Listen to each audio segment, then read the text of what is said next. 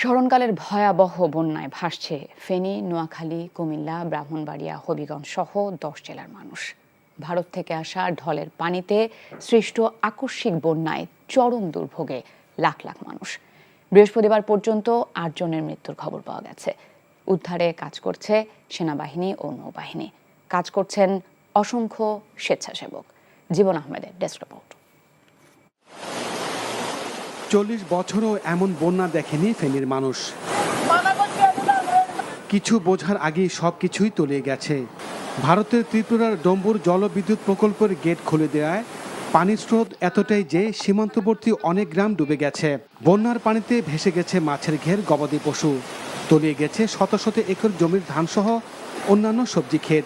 মোহরী, কহুয়া ও সিলোনিয়া নদীর বন্যা নিয়ন্ত্রণ বাঁধের ভাঙন দিয়ে প্রবল বেগে পানি প্রবেশ করতে থাকায় একের পর এক জনপদ প্লাবিত হচ্ছে।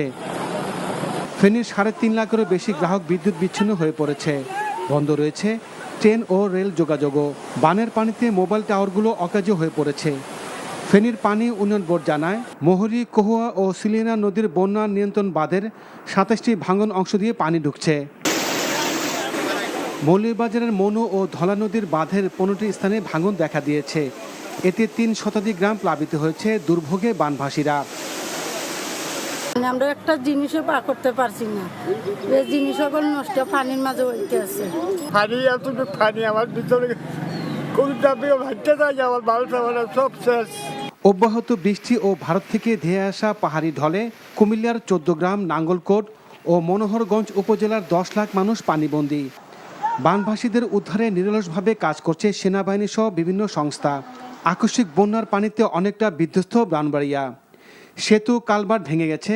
গ্রামীণ জনপদের অবস্থা আরও ভয়াবহ। আখড়া স্থলবন্দরে পানি প্রবেশ করায় বন্ধ রয়েছে কার্যক্রম।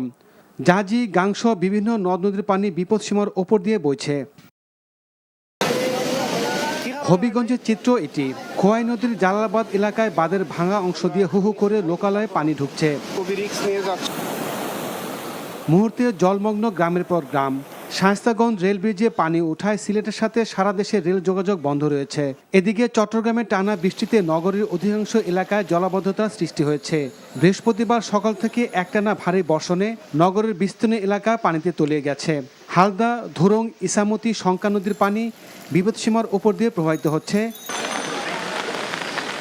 খাগড়াছড়ি সদর, দীঘিনালা, রামগড় উপজেলার নিচু এলাকা প্লাবিত হয়েছে। পুরো জেলায় লক্ষাধিক মানুষ পানিবন্দী। জেলায় ৯৮টি আশ্রয়কেন্দ্র খোলা হয়েছে। রাঙ্গামাটিতে বিভিন্ন স্থানে পাহাড় ধস হলেও কোনো প্রাণহানি ঘটেনি। সাজেকে দুদিন ধরে আটকে রয়েছে ২৫০ পর্যটক। এছাড়া ভারত থেকে আসা বানের পানি ঢুকে পড়েছে নোয়াখালী সহ বেশ কয়েকটি জেলায়। আঞ্চলিক সড়ক যোগাযোগ ও বিদ্যুৎ বিচ্ছিন্ন রয়েছে অনেক এলাকায়। জীবন আহমেদ, এনটিভি নিউজ ডেস্ক। কুমিল্লার গোমতী পাড়ের ৫টি উপজেলার শতাধিক গ্রামের মানুষ ঘর ছেড়েছেন নিরাপদ আশ্রয়ের খোঁজে। অসংখ্য মানুষ আটকে আছেন গ্রামগুলোতে। দর্শক, আনোয়ার হোসেন মিলনের ক্যামেরায় কুমিল্লা প্রতিনিধি মাহফুজ নান্টুকে সাথে নিয়ে জানাবেন নিয়ামুল আজিজ সাদেক। কোনো পূর্ব সতর্কতা ছাড়াই ভারতের ত্রিপুরা রাজ্যের ডুম্বুরের যে জলাধার সেটি ছেড়ে দেওয়ার কারণে এভাবে বানের পানি বাংলাদেশে প্রবেশ করেছে, যার কারণে কুমিল্লা সহ এর আশপাশের বিস্তীর্ণ এলাকা প্লাবিত হয়েছে। সাধারণ মানুষের ভোগান্তি যেন শেষ হবার নয়। হুড়োহুড়ি করেই বাঁধের ওপারে পানিবন্দী মানুষ, শিশু থেকে বৃদ্ধ নিরাপদ স্থানে ছুটছেন। ভারত থেকে ধেয়ে আসা বানের পানিতে প্লাবিত হয়েছে গোমতী পাড়ের বিস্তীর্ণ এলাকা। আমার মা অসুস্থ, আমার অস্থির। আমার বাড়ি তো অবস্থা বেশি ভালো না আর কি। পানি উঠে গেছে? হ্যাঁ, পানি যাইতেছে দিক দিয়ে। যে এইভাবে যে হারে পানি যাইতেছে তো আর বেশিক্ষণ সময় লাগবে না। গবাদি পশু সহ নিজেদের প্রয়োজনীয় জিনিসপত্র নিয়ে যে যেভাবে পারছেন ছুটছেন উঁচু জায়গায়। বাড়িতে প্রায় পানি চুইচু হয়ে গেছে, এই জন্য গরু নিয়ে বেরিয়ে গেছে। আত্মীয়র বাড়িতে ভয়ঙ্কর ভাইয়া পানি আস্তে আস্তে বাড়তেছে, এই জন্য চলে যেতেছে। বাঁধ রক্ষায় সেনাবাহিনী, জেলা প্রশাসন, পাউবো, উপজেলা প্রশাসন সহ স্বেচ্ছাসেবকরা নিয়োজিত আছে।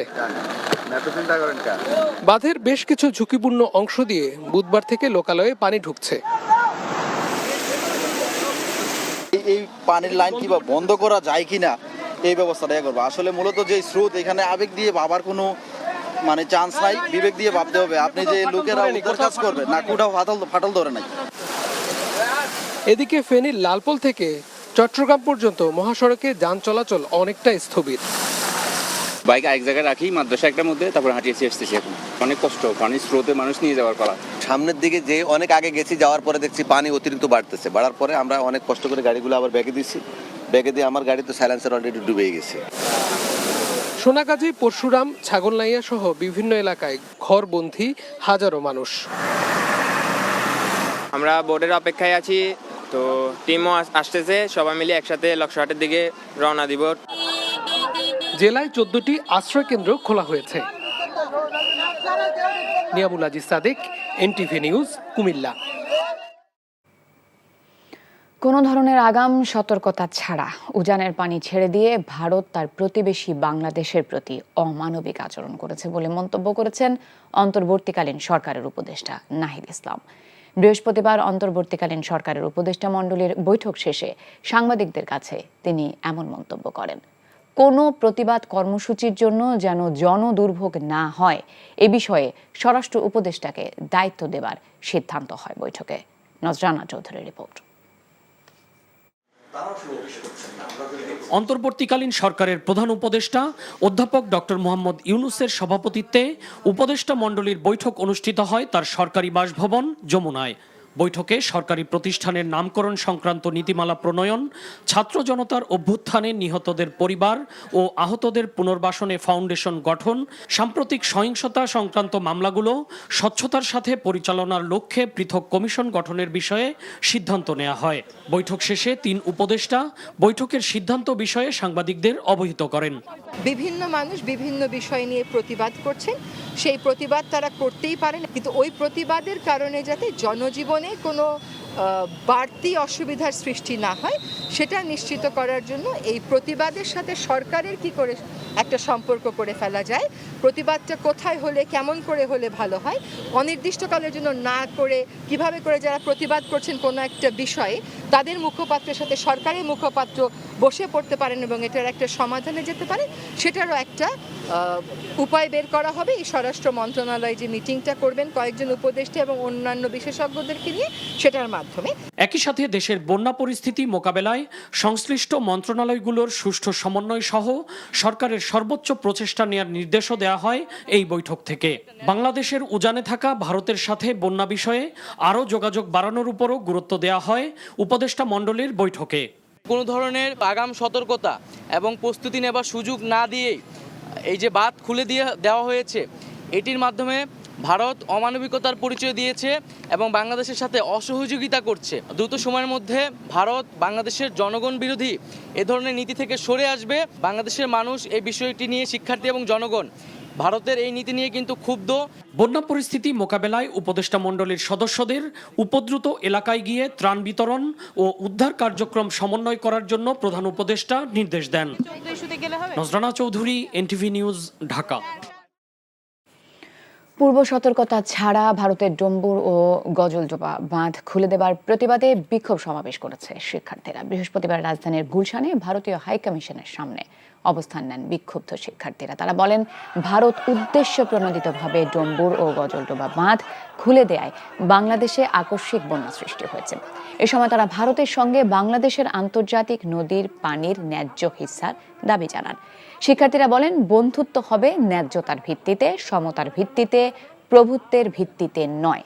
ভারতের সঙ্গে হওয়া সব অসম চুক্তি বাতিল এবং বন্দি বিনিময় চুক্তির আওতায় শেখ হাসিনাকে ফেরত দেবার দাবি জানান তারা।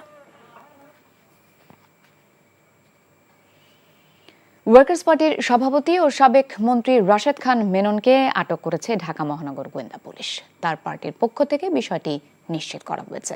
বৃহস্পতিবার সন্ধ্যায় রাজধানীর গুলশানে মেননের নিজ বাসভবন থেকে তাকে আটক করে ডিবি কার্যালয়ে নিয়ে যাওয়া হয়। বৈষম্য বিরোধী ছাত্র আন্দোলনকে কেন্দ্র করে ছাত্র জনতা হত্যার ও 2013 সালের 5 মে শাপলা চত্বরে হেফাজতে ইসলামের সমাবেশে গণহত্যার অভিযোগে আন্তর্জাতিক অপরাধ আদালতে দায়ের করা অভিযোগে তাকে আসামি করা হয়েছে। তবে রাশেদ খান মেননকে কোন মামলায় গ্রেপ্তার দেখানো হবে ডিবি পুলিশের পক্ষ থেকে এখনো তা নিশ্চিত করে জানানো হয়নি। দেশের শীর্ষ 5 শিল্পগোষ্ঠী Beximco group, Summit group, Bashundhara group, Orion group ও নাসা গ্রুপ কর ফাঁকি দিয়েছে কিনা তা নিয়ে তদন্তে নেমেছে জাতীয় রাজস্ব বোর্ড এনবিআর। এজন্য বেক্সিমকো গ্রুপের কর্ণধার সালমান এফ রহমান, নাসা গ্রুপের চেয়ারম্যান নজরুল ইসলাম মজুমদার, সামিট গ্রুপের চেয়ারম্যান মোহাম্মদ আজিজ খান, বসুন্ধরা গ্রুপের চেয়ারম্যান আহমেদ আকবর সোবহান, ওরিয়ন গ্রুপের চেয়ারম্যান ওবায়দুল করিম এবং তাদের প্রতিষ্ঠানের ব্যাংক হিসাব তলব করা হয়েছে। সংশ্লিষ্টদের ব্যাংক হিসাবের তথ্য চেয়ে বিভিন্ন ব্যাংক, আর্থিক প্রতিষ্ঠান, সিকিউরিটিজ অ্যান্ড এক্সচেঞ্জ কমিশন, সঞ্চয় অধিদপ্তর সহ সংশ্লিষ্ট বিভিন্ন দপ্তরে চিঠি দেওয়া হয়েছে বলে এনবিআর সূত্রে জানা গেছে। এদিকে বেক্সিমকো গ্রুপের কর্ণধার সালমান এফ রহমান, সাবেক মন্ত্রী শাহাবুদ্দিন, সাবেক এমপি নুরুন নবী চৌধুরী শাওনের বিরুদ্ধে অবৈধ সম্পদ অর্জনের অভিযোগ অনুসন্ধানের সিদ্ধান্ত নিয়েছে দুর্নীতি দমন কমিশন দুদক। ১/১১ সেনা সমর্থিত সরকার ও স্বৈরাচার শেখ হাসিনার শাসনামলে দায়ের করা 4 মামলায় বৃহস্পতিবার জামিন পেয়েছেন এনটিভির চেয়ারম্যান ও ব্যবস্থাপনা পরিচালক আলহাজ মোহাম্মদ মোসাদ্দেক আলী। রাজনৈতিক প্রতিহিংসার কারণে মিথ্যা অভিযোগে এসব মামলা করা হয়েছে বলে জানান তার আইনজীবী। আইনি লড়াইয়ের মাধ্যমে মামলার অভিযোগ থেকে খালাস পাওয়ার আশা প্রকাশ করেন মোহাম্মদ মোসাদ্দেক আলী। জানাচ্ছেন আপিল শাহরিয়ার। ১/১১ তত্ত্বাবধায়ক সরকার ও পরবর্তীতে আওয়ামী লীগ সরকারের আমলে এনটিভির চেয়ারম্যান ও ব্যবস্থাপনা পরিচালক আলহাজ মোহাম্মদ মোসাদ্দেক আলীর বিরুদ্ধে দুর্নীতি দমন কমিশনের পক্ষ থেকে একের পর এক হয়রানিমূলক মামলা করা হয়। আওয়ামী লীগ সরকারের রোষানলে পড়ে এসব মামলায় কারাগারে যেতে হয়েছে তাকে। তবুও আদালতের প্রতি শ্রদ্ধাশীল থেকে মামলাগুলোতে আইনি লড়াই চালিয়ে যান তিনি। তবে রাজনৈতিক দমন-পীড়নের প্রতিহিংসার শিকার হয়ে দেশ ত্যাগ করায় এতদিন সশরীরে আদালতে হাজির হতে পারেননি। দেশের সার্বিক পরিস্থিতি ভালো হওয়ায় সম্প্রতি দেশে এসে সশরীরে মামলা চালিয়ে নিতে বৃহস্পতিবার মহানগর দায়রা জজ আদালতে আসেন তিনি। ঢাকা মহানগর দায়রা জজ আদালতের বিচারকগণ আলাদা 4টি মামলায় জামিন দেন তাকে। 4টা মামলায় জনাব মোসাদ্দেক আলী আজকে সারেন্ডার করেছেন। সরকারের নির্যাতন জুলুমের কারণে তাকে দেশ থেকে চলে যেতে হয়েছিল, আর সে কারণেই তার 3 মামলায় যেটা জামিনে ছিল সেটা বাতিল হয়ে যায় এবং আরেকটা মামলা পরবর্তী সময় ইনিশিয়েট করে। দেশের বাইরে থাকার কারণে সেই মামলায় তিনি জামিন নিতে পারেননি। তো 3 যে মামলায় জামিনে ছিলেন সেই মামলায় তাকে জামিন দেওয়া হয়েছে এবং নতুন মামলায় সেটাও তাকে জামিন দেওয়া হয়েছে এবং এই মামলা এখন বিচারাধীন। আমরা আদালতে বলেছি প্রত্যেকটা মামলায় তিনি আদালতে উপস্থিত থাকবেন এবং বিচার মোকাবেলা করবেন। এই সকল মামলাগুলো ছিল রাজনৈতিক উদ্দেশ্য প্রণোদিত। পরিবেশ না থাকায় এতদিন এসব মামলায় হাজিরা দিতে পারেননি বলে জানান মোসাদ্দেক আলী। আমি আল্লাহর দরবারে শুকরিয়া আদায় করছি যে মহান রব্বুল আলামিন এই ছাত্র জনতার এই বিপ্লবের মাধ্যমে এই দেশকে সুন্দর মতো আবারও গড়ার সুযোগ করে দিয়েছে। সেই সুযোগে আল্লাহ রব্বুল আলামিন আমাকে দেশে নিয়ে আসছে। আমি তাদের প্রতিও কৃতজ্ঞতা জানাচ্ছি। আমার আইনজীবীরা দীর্ঘদিন কষ্ট করেছে, কোর্টে এসেছে, মানুষের কথা শুনেছে, কিন্তু আমি আইনের প্রতি শ্রদ্ধাশীল। আমি আশা করি আমার এই মামলাগুলা আমি আইনের মাধ্যমে আইনের মোকাবেলা করতে চাই। আমি দোষী হলে নিশ্চয়ই আমার শাস্তি হওয়া উচিত, আর আমি নির্দোষ হলে আমি আশা করি আইনের মাধ্যমে আমি খালাস পাবো। আইনি লড়াইয়ের মাধ্যমে মামলার অভিযোগ থেকে খালাস পাওয়ার আশা তার। Appeal Shahriar, NTV news, Dhaka. সাবেক প্রধানমন্ত্রী শেখ হাসিনাকে ডুবিয়েছেন আওয়ামী লীগের 4 নেতা। পলাতক আওয়ামী লীগ নেতাদের বরাত দিয়ে এক প্রতিবেদনে এই তথ্য প্রকাশ করেছে দ্য ইন্ডিয়ান এক্সপ্রেস। অভিযুক্ত 4 নেতা হলেন শেখ হাসিনার ছেলে সজীব ওয়াজেদ জয়, উপদেষ্টা সালমান এফ রহমান, আওয়ামী লীগ সাধারণ সম্পাদক ওবায়দুল কাদের এবং সাবেক স্বরাষ্ট্রমন্ত্রী আসাদুজ্জামান খান কামাল। এদের ওপর অগাধ বিশ্বাস থাকার কারণেই হাসিনা তার সহজাত রাজনৈতিক প্রজ্ঞা হারিয়েছেন বলে মনে করেন আত্মগোপনে থাকা আওয়ামী লীগ নেতারা। গত জানুয়ারিতে অনুষ্ঠিত সাধারণ নির্বাচনে বিএনপিকে না আনা ভুল ছিল বলেও মনে করেন তারা। ইন্ডিয়ান এক্সপ্রেস জানায়, আওয়ামী লীগ নেতারা পালিয়ে থাকায় এবং বক্তব্য দিতে অপারগতা প্রকাশ করায় প্রতিবেদনটি তৈরি করতে বেগ পেতে হয়েছে। সংবাদ মাধ্যমটিকে আওয়ামী সরকারের এক মন্ত্রী বলেন, তিনি এবং তার পরিবারের সদস্যরা ধরা পড়লে বিক্ষুব্ধরা তাদের জীবন্ত পুড়িয়ে মারতেন।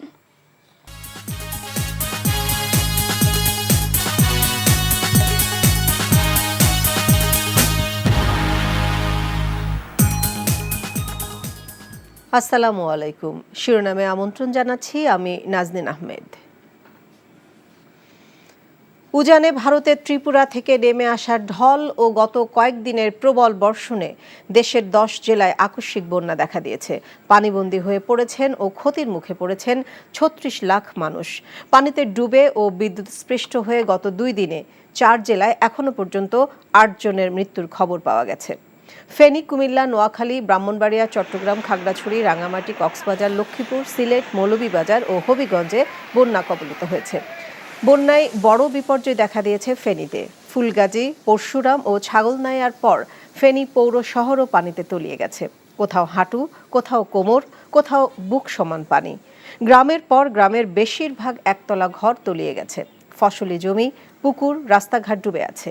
কেউ কলাগাছের ভেলায়, আবার কেউ বুক পানিতে সাঁতরে গন্তব্যে যাওয়ার চেষ্টা করছেন। ব্রাহ্মণবাড়িয়ার আখাউড়ায় বন্যা পরিস্থিতির অবনতি হয়েছে। আখাউড়ায় বাঁধ ভেঙে 36টি গ্রাম প্লাবিত হয়েছে। বন্ধ হয়ে গেছে ইমিগ্রেশনের সব কার্যক্রম। চট্টগ্রামের ফটিকছড়ি, রাউজান ও হাটহাজারীর বেশিরভাগ গ্রামীণ সড়কেও যান চলাচল বন্ধ হয়ে গেছে। বন্যায় পানিবন্দী হয়ে আছেন এই 3 উপজেলার প্রায় 3 লাখ মানুষ। বন্যা কবলিতদের উদ্ধার করে আশ্রয় কেন্দ্রে নিচ্ছে সেনাবাহিনী ও নৌবাহিনীর পাশাপাশি বিভিন্ন সংগঠনের স্বেচ্ছাসেবীরা। তারা বন্যার্তদের মধ্যে ত্রাণ ও খাদ্য বিতরণ করছে, পাশাপাশি চিকিৎসা সেবাও দিচ্ছেন তারা। এবার যাচ্ছি কুমিল্লায়। স্থানীয় প্রতিনিধি মাহফুজ নান্টুর কাছে সরাসরি যোগ দিচ্ছেন আমাদের সাথে। নান্টু, আপনি তো বুড়িচং উপজেলার বন্যা কবলিত এলাকায় আছেন, তো ওই এলাকার সর্বশেষ অবস্থা কি দেখছেন আমাদেরকে জানান।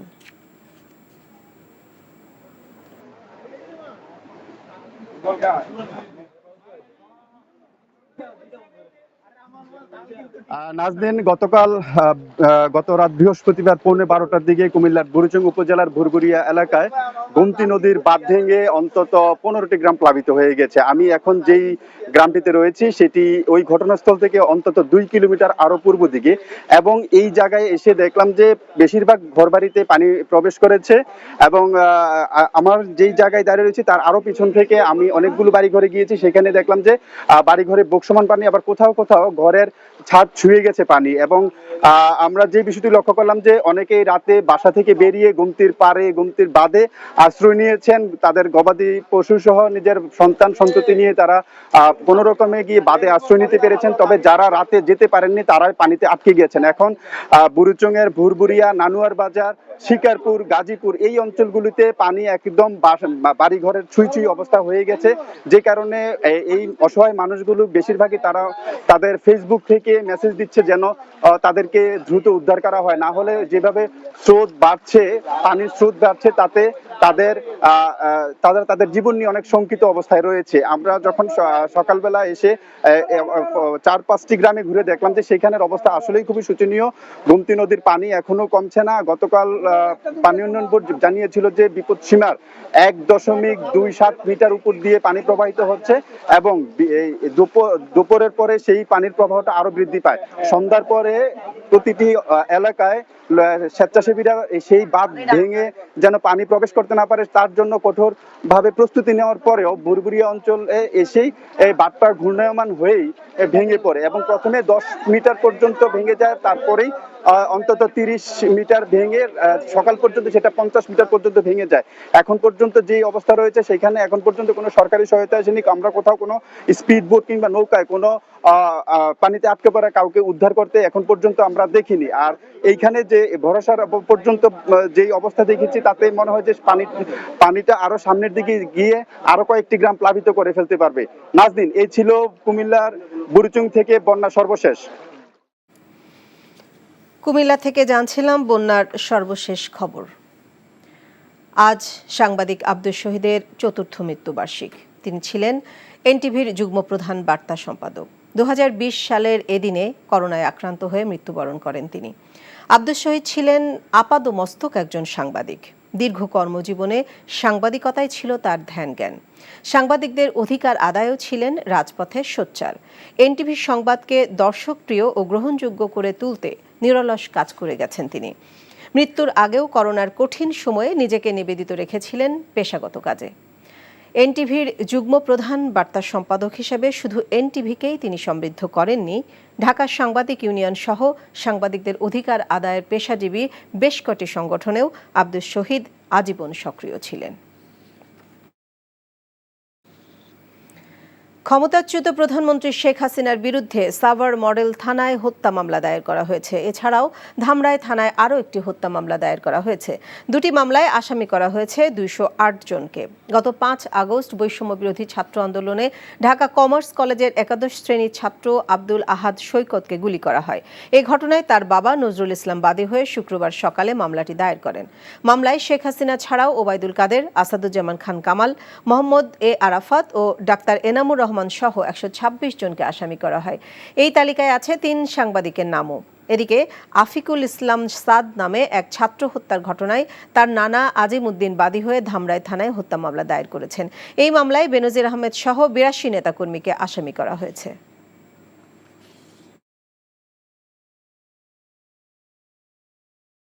আসসালামু আলাইকুম। নাজনীন আহমেদ আমন্ত্রণ জানাচ্ছি এনটিভির মধ্যাহ্নের খবরে। উজানে ভারতের ত্রিপুরা থেকে নেমে আসা ঢল ও গত কয়েকদিনের প্রবল বর্ষণে দেশের 11 জেলায় আকস্মিক বন্যা দেখা দিয়েছে। পানিবন্দী হয়ে পড়েছেন ও ক্ষতির মুখে পড়েছেন 36 লাখ মানুষ। পানিতে ডুবে ও বিদ্যুৎ স্পৃষ্ট হয়ে গত 2 দিনে 4 জেলায় এখন পর্যন্ত 9 জনের মৃত্যুর খবর পাওয়া গেছে। ওয়ালিউল্লাহ অলির ডেস্ক রিপোর্ট। ফেনী, কুমিল্লা, নোয়াখালী, ব্রাহ্মণবাড়িয়া, চট্টগ্রাম, খাগড়াছড়ি, রাঙামাটি, কক্সবাজার, লক্ষ্মীপুর, সিলেট, মৌলভীবাজার ও হবিগঞ্জ বন্যা কবলিত হয়েছে। মৌলভীবাজারের মনু ও ধলাই নদীর 16টি স্থানে বাঁধ ভেঙে বন্যার পানি প্রবেশ অব্যাহত রয়েছে। এতে প্লাবিত হচ্ছে নতুন নতুন এলাকা। ঝুঁকিতে রয়েছে বাঁধের অন্তত 20টি স্থান। বন্যায় জেলার 2 লাখেরও বেশি মানুষ পানিবন্দী রয়েছেন। বাঁধ ভেঙে পানি প্রবেশ করায় অনেকেই আটকা পড়েছেন বাড়িঘরে। বন্যা কবলিত এলাকায় খাবার ও বিশুদ্ধ পানির চরম সংকট দেখা দিয়েছে। সিলেট ও জেলা সদরের সাথে অন্যান্য উপজেলার সড়ক যোগাযোগ বিচ্ছিন্ন রয়েছে। আমরা সকাল থেকে এখন পর্যন্ত প্রায় 20 ফ্যামিলির উপর মানুষ উদ্ধার করেছি, প্রায় 80 জন মানুষ হবে। আর আমাদের গ্রাম এটা না, আমরা মুন্সিবাজার মেদিনীমল থেকে এসেছি মানুষ উদ্ধার করার জন্য। এই নিচ থেকে অনেক মানুষ আমরা উদ্ধার করছি। ওখানে আরও মানুষ রয়েছেন, ছোটো বাচ্চাগুলো রয়েছে, বেমারি মানুষ রয়েছে, আমরা ওখানে তারা উদ্ধার করার যাইলাম। আমার বাড়ি করে উঠতে পারিনি, এবার ধান পান যা আছে সব ডুবাই, এবার চাকল তুইছি আর বাড়ি নিয়ে। বন্যায় বড় বিপর্যয় দেখা দিয়েছে ফেনীতে। ফুলগাজী, পরশুরাম ও ছাগলনাইয়ার পর ফেনী পৌর শহরও পানিতে তলিয়ে গেছে। কোথাও হাঁটু, কোথাও কোমর, আবার কোথাও বুক সমান পানি। গ্রামের পর গ্রাম, বেশিরভাগ একতলা ঘর তলিয়ে গেছে। ফসলি জমি, পুকুর, রাস্তাঘাট ডুবে আছে। কেউ কলা গাছের ভেলায়, আবার কেউ বুক পানিতে সাঁতরে গন্তব্য যাওয়ার চেষ্টা করছেন।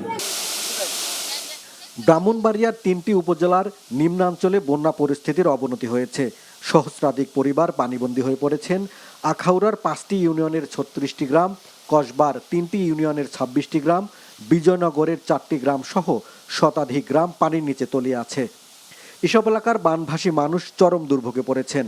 বানভাসী মানুষের সহায়তায় কাজ করছে স্থানীয় প্রশাসন, সেনাবাহিনী, নৌবাহিনী, বিমান বাহিনী, ফায়ার সার্ভিস সহ বিভিন্ন স্বেচ্ছাসেবী সংগঠন। টানা ভারী বৃষ্টি ও কুমিল্লা, ফেনী থেকে নেমে আসা ঢলে পানিবন্দী হয়ে পড়েছে নোয়াখালীর 20 লাখ মানুষ। এদের বেশিরভাগই খাবার ও বাসস্থানের অভাবে মানবেতর জীবনযাপন করছেন। শুক্রবার সকালে বৃষ্টি কমে এলেও বন্যা পরিস্থিতি রয়েছে অপরিবর্তিত। জেলার 9টি উপজেলার সবকটিতেই বসতঘর, গ্রামীণ সড়ক, মসজিদ, শিক্ষা প্রতিষ্ঠান বন্যার পানিতে তলিয়ে গেছে। কুমিল্লায় ভেঙে গেছে গোমতী নদীর বাঁধ। প্রবল বেগে লোকালয়ে প্রবেশ করছে পানি। বাঁধ ভেঙে যাওয়ার পর আশপাশের মসজিদের মাইকে ঘোষণা করা হচ্ছে স্থানীয় বাসিন্দাদের নিরাপদ দূরত্বে চলে যাওয়ার জন্য। স্বেচ্ছাসেবী সংগঠনের কর্মীরাও সাধারণ জনগণকে নিরাপদ স্থানে সরিয়ে নিতে সহায়তা করছেন। চট্টগ্রামের মিরসরাই ও ফেনীর ছাগলনাইয়ায় বয়ে যাওয়া ফেনী নদীর পানি প্রবাহ বিপদসীমার উপর দিয়ে বয়ে যাচ্ছে। এতে তলিয়ে যাচ্ছে গ্রামের পর গ্রাম। বন্যা দুর্গতদের নিরাপদ আশ্রয়ে সরিয়ে নিতে কাজ করছে সেনাবাহিনী, নৌবাহিনী, বিমান বাহিনী ও ফায়ার সার্ভিস। বন্যা কবলিত এলাকাগুলোয় বিদ্যুৎ সরবরাহ বন্ধ রয়েছে। এতে 10টি জেলার বেশিরভাগ গ্রাহক এখনও বিদ্যুৎবিহীন অবস্থায় আছে। ওয়ালিউল্লাহ অলি, এনটিভি নিউজ ডেস্ক। ফেনীর বন্যার খবর জানতে যাচ্ছি সিনিয়র করেসপন্ডেন্ট আরিচ আহমেদের কাছে। বন্যা দুর্গত এলাকা থেকে সরাসরি যোগ দিচ্ছেন আমাদের সাথে। আরিচ, বন্যার সবশেষ পরিস্থিতি জানান, আর বানভাসীরা কি নিরাপদ স্থলে আসতে পারছেন?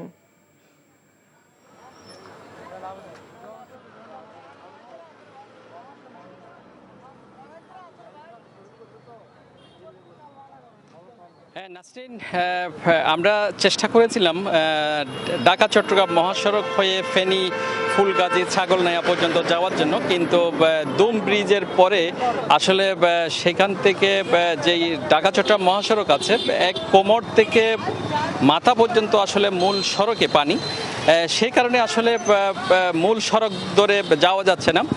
দীর্ঘ 5 থেকে 7 কিলোমিটার ফেনী নদীর আগ থেকে প্রায় সীতাকুণ্ড মিরেসরাই পর্যন্ত বিশাল এলাকা জুড়ে আসলে যানজট সৃষ্টি হয়েছে। এটি গতরাত থেকে সৃষ্টি হয়েছে। তবে আমরা ছাগলনাইয়ার বেশ কয়েকটি ইউনিয়নে যাওয়ার চেষ্টা করেছি। সেখানে বিভিন্ন মানবিক সংগঠন, ফায়ার সার্ভিস সহ বিভিন্ন উদ্ধারকারী দল সাধারণ মানুষকে নিয়ে আসার জন্য চেষ্টা করা হচ্ছে এবং দলে দলে সেই সব লোককে উদ্ধার করে আসলে চট্টগ্রামের দিকে নিয়ে যাওয়া হচ্ছে এবং চট্টগ্রামের মিরেসরাই, সীতাকুণ্ড সহ বেশ কয়েকটি এলাকায় আসলে এখানে আশ্রয়ন প্রকল্প যে আশ্রয়ন নির্মাণ করা হয়েছে এবং সেখানে তাদেরকে স্থান দেওয়া হয়েছে। আমরা যেটা দেখেছি যে ফায়ার সার্ভিস বেশ কটি ফায়ার সার্ভিস, নৌবাহিনী সহ সেনাবাহিনীর বেশ কিছু এবং কোস্টগার্ডের সদস্যরাও কিন্তু এখানে কাজ করতেছে। এর পাশাপাশি বিভিন্ন মানবিক সংগঠনগুলো কাজ করতেছে মানুষকে উদ্ধার করার জন্য। এছাড়া আপনি জানেন যে চট্টগ্রামের যে হালদা নদী আছে, হালদা নদী বাঙ্গনের কারণে সেখানে হাটজারি ফটিকছড়ি এলাকার বিস্তীর্ণ এলাকাও জলবদ্ধতার সৃষ্টি হয়েছে। অনেক মানুষ পানিতে আটকা পড়েছে এমনটিও জানিয়েছেন স্থানীয় লোকজন। তবে সেখানেও বিভিন্ন স্থানীয় স্কুল, কলেজ এবং মাদ্রাসাকে আশ্রয় দেওয়া হয়েছে এবং সেখানে বিভিন্ন সংগঠন তাদের দুপুরের খাবার জন্য কাজ করছে। এছাড়া আপনি দেখছেন যে ঢাকা চট্টগ্রাম মহাসড়কে আসলে গত রাত থেকে বিভিন্ন যানবাহনে মানুষ আটকা পড়েছে। এখানে নারী, পুরুষ, শিশু, বৃদ্ধরা পর্যন্ত এখানে আটকা আছে। তারা আসলে কোনো দিক দিয়ে যাওয়ার আসলে এখানে সুযোগটা নেই। আমরা যেটা দেখেছি বিভিন্ন নদীর সাথে সমতলের। দর্শক, জানছিলাম ফেনীর ভয়াবহ বন্যা পরিস্থিতির খবর। এবার যাচ্ছি কুমিল্লায়। স্থানীয় প্রতিনিধি মাহফুজ নান্টুর কাছে সরাসরি যোগ দিচ্ছেন আমাদের সাথে। নান্টু, আপনি তো বুড়িচং উপজেলার বন্যা কবলিত এলাকায় আছেন। আমরা দেখতে পাচ্ছি আপনার পাশে অথই পানি, আপনার চারিপাশে। তো আপনি চারিপাশ থেকে কি অবস্থা দেখছেন আর আমাদেরকে জানাবেন সবশেষ পরিস্থিতি।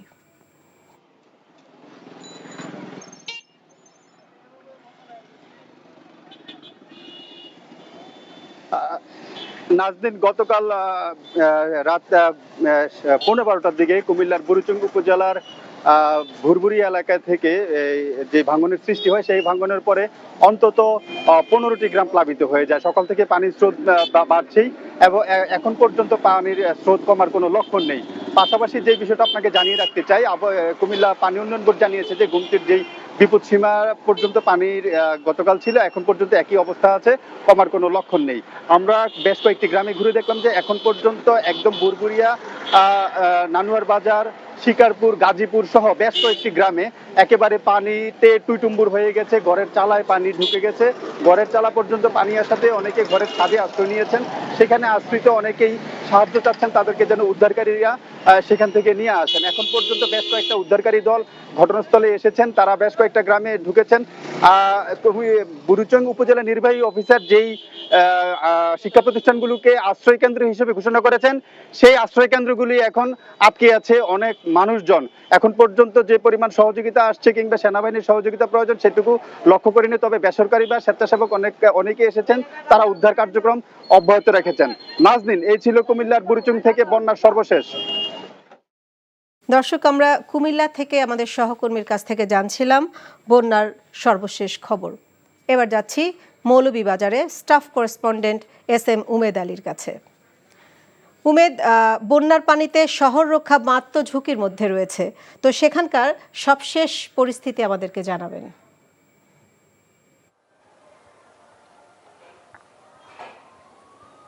হ্যাঁ নাজনীন, আমি যেই স্থানটিতে দাঁড়িয়ে আছি মৌলভীবাজার শহরের সবচেয়ে গুরুত্বপূর্ণ সড়ক, যেটি M সাইবরবন সড়ক। আপনি দেখছেন আমার বাম পাশে যে জিওব্যাগ দিয়ে যে আরসিসি বাঁধের উপর রাখা হয়েছে, সে কিন্তু এই পাশে কিন্তু পানি কিন্তু এখান থেকে এই বাঁধ থেকে 1 ইঞ্চি 1.5 ইঞ্চি নিচে পানি আছে।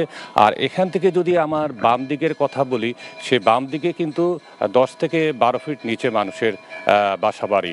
তো আমি আমার ঠিক পিছনে যদি আমি দেখাই, তো এখানের দৃশ্য হলো গত দুরাত থেকে এখানকার স্থানীয় লোকজন, যারা স্বেচ্ছাসেবক, রাজনৈতিক দল বিএনপি, জামাত এবং বৈষম্য বিরোধী ছাত্র আন্দোলনের ছাত্ররা এই স্থানে তারা প্রশাসন এবং পানি উন্নয়ন বোর্ডের সহায়তায় তারা কিন্তু এই জিওব্যাগ ফেলেছেন এবং এটিকে রক্ষা করার জন্য তারা দিন রাত তারাই কাজ করেছেন।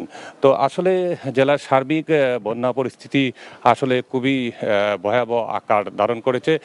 মৌলভীবাজারের যে 7টি উপজেলা আছে, সব কয়টি উপজেলা এখন বন্যা আক্রান্ত। তো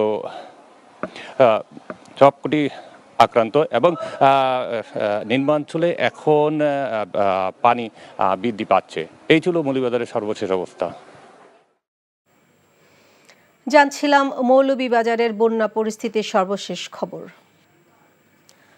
বন্যা দুর্গত মানুষকে সহায়তা ও তাদেরকে উদ্ধারে বানভাসী প্রত্যন্ত অঞ্চলে যাচ্ছেন বিমান বাহিনীর সদস্যরা।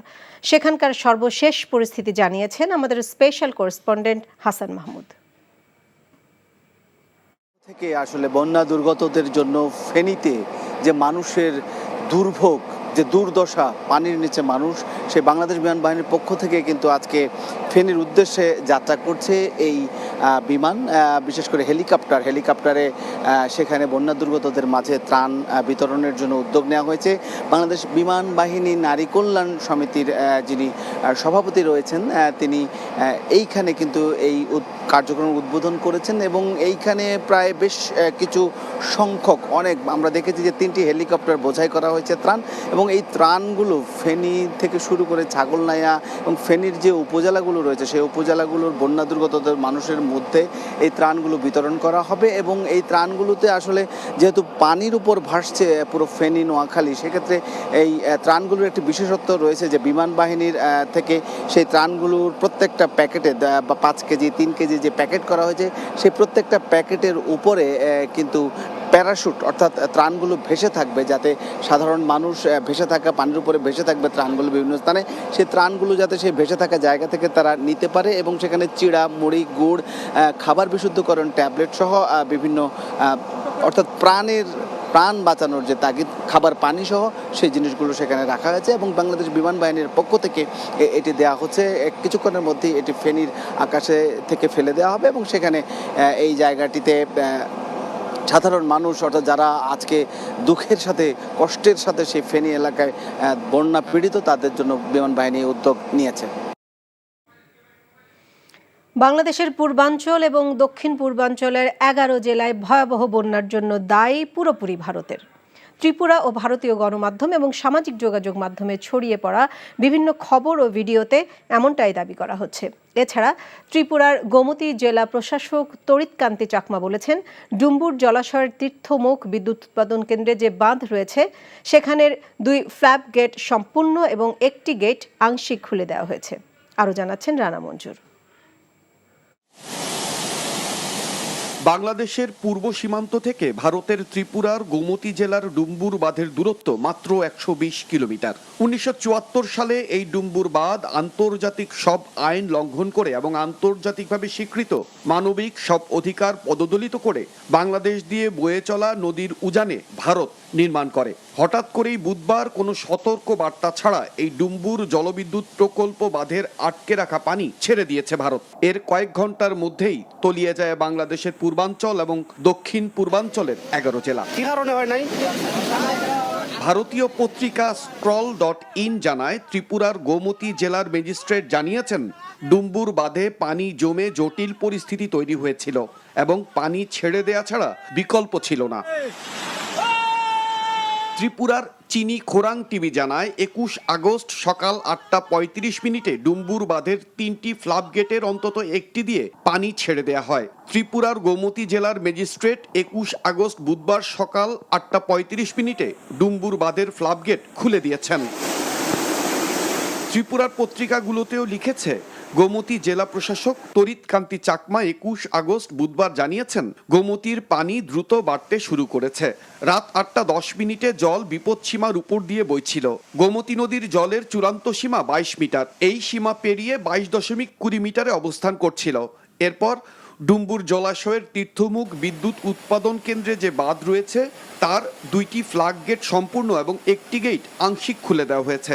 সেখানে জলের তলের উচ্চতা ছিল 94 মিটার। এতে ত্রিপুরার একটি জেলার 1,500 মানুষ বন্যার্ত হবে। এরপরও বাংলাদেশের পূর্বাঞ্চল এবং দক্ষিণ পূর্বাঞ্চলের 11টি জেলার ভয়াবহ বন্যার দায় নিচ্ছে না ভারত। এরপরও ত্রিপুরার বিদ্যুৎ মন্ত্রী রতন লাল নাথ দিল্লি থেকে ভারতীয় পররাষ্ট্র মন্ত্রণালয় এবং বাংলাদেশের ভারতীয় রাষ্ট্রদূত প্রণয় ভার্মা অসত্য তথ্য দিচ্ছেন এবং দায় নিতে চাচ্ছেন না। অন্যদিকে দিল্লির গদি মিডিয়া জি নিউজ বলছে, ভারত ছাড়ল জল, হাবুডুবু খাচ্ছে Bangladesh. Rana Manzur, NTV international desk. রাজধানীর কাঁচা বাজারের খবর জানতে যাব সহকর্মী মেজবা হাসানের কাছে। তিনি আছেন মোহাম্মদপুর টাউন হল বাজারে। মেজবা, আজকের বাজার পরিস্থিতির কি খবর আছে আপনার কাছে?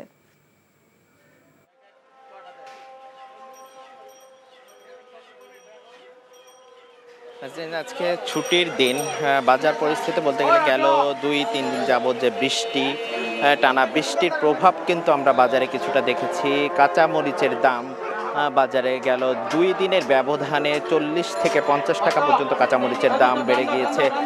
এছাড়া এখন বৃষ্টির মৌসুম, সেই তুলনায় কাঁচা সবজির বাজারেও আমরা কিছুটা বৃদ্ধি দেখতে পেয়েছি, যেটা 5 আগস্টের পরে সেই সবজির দাম এবং অন্যান্য জিনিস নিত্যপণ্যের দাম যে কম ছিল, সেই সবজির দাম এখনও কিছুটা বাড়তি আমরা দেখেছি। এছাড়া যদি ব্রয়লার মুরগি, অন্যান্য মুরগি সোনালী মুরগির দাম কিছুটা কম আমরা পেয়েছি।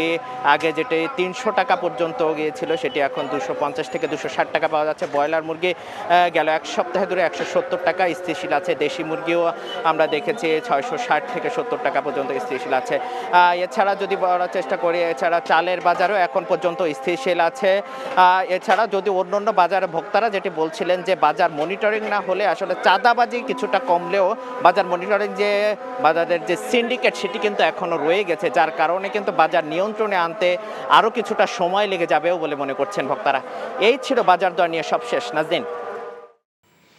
প্রয়াত আব্দুস শহীদ ছিলেন আপাদমস্তক একজন সাংবাদিক। দীর্ঘ কর্মজীবনে সাংবাদিকতাই ছিল তার ধ্যান জ্ঞান। সাংবাদিকদের অধিকার আদায়েও ছিলেন রাজপথে সোচ্চার। এনটিভি সংবাদকে দর্শকপ্রিয় ও গ্রহণযোগ্য করে তুলতে নিরলস কাজ করে গেছেন তিনি। সাংবাদিক আব্দুস শহীদের 4র্থ মৃত্যুবার্ষিকীতে তার জীবন ও কর্মের নানা দিক তুলে ধরছেন তামজিদ সুমন। চোখের পলকে সময় চলে যায়। 4 বছর পেরিয়ে গেলেও মনে হচ্ছে এই তো সেদিনের কথা। বিচক্ষণ এক সংবাদকর্মী হিসেবে এনটিভি নিউজ রুম জুড়ে চিরাচরিত কর্মচাঞ্চল্য। একটা সময় ছিল দেখভাল করেছেন বুলেটিনের সব গুরুত্বপূর্ণ খবর। নিজের কর্মঘণ্টায় খবরকে গ্রহণযোগ্য করে তুলতে সর্বোচ্চটা দিয়েছিলেন এনটিভির বার্তা বিভাগকে। লক্ষ্য একটাই, দর্শক উপযোগী সংবাদ পরিবেশন। এনটিভির নিউজকে কোটি দর্শকের কাছে জনপ্রিয় করে তোলার নেপথ্যে যে কজন নিরলস ব্যক্তি ছিলেন, তাদের মধ্যে সাংবাদিক আব্দুস শহীদ ছিলেন অন্যতম।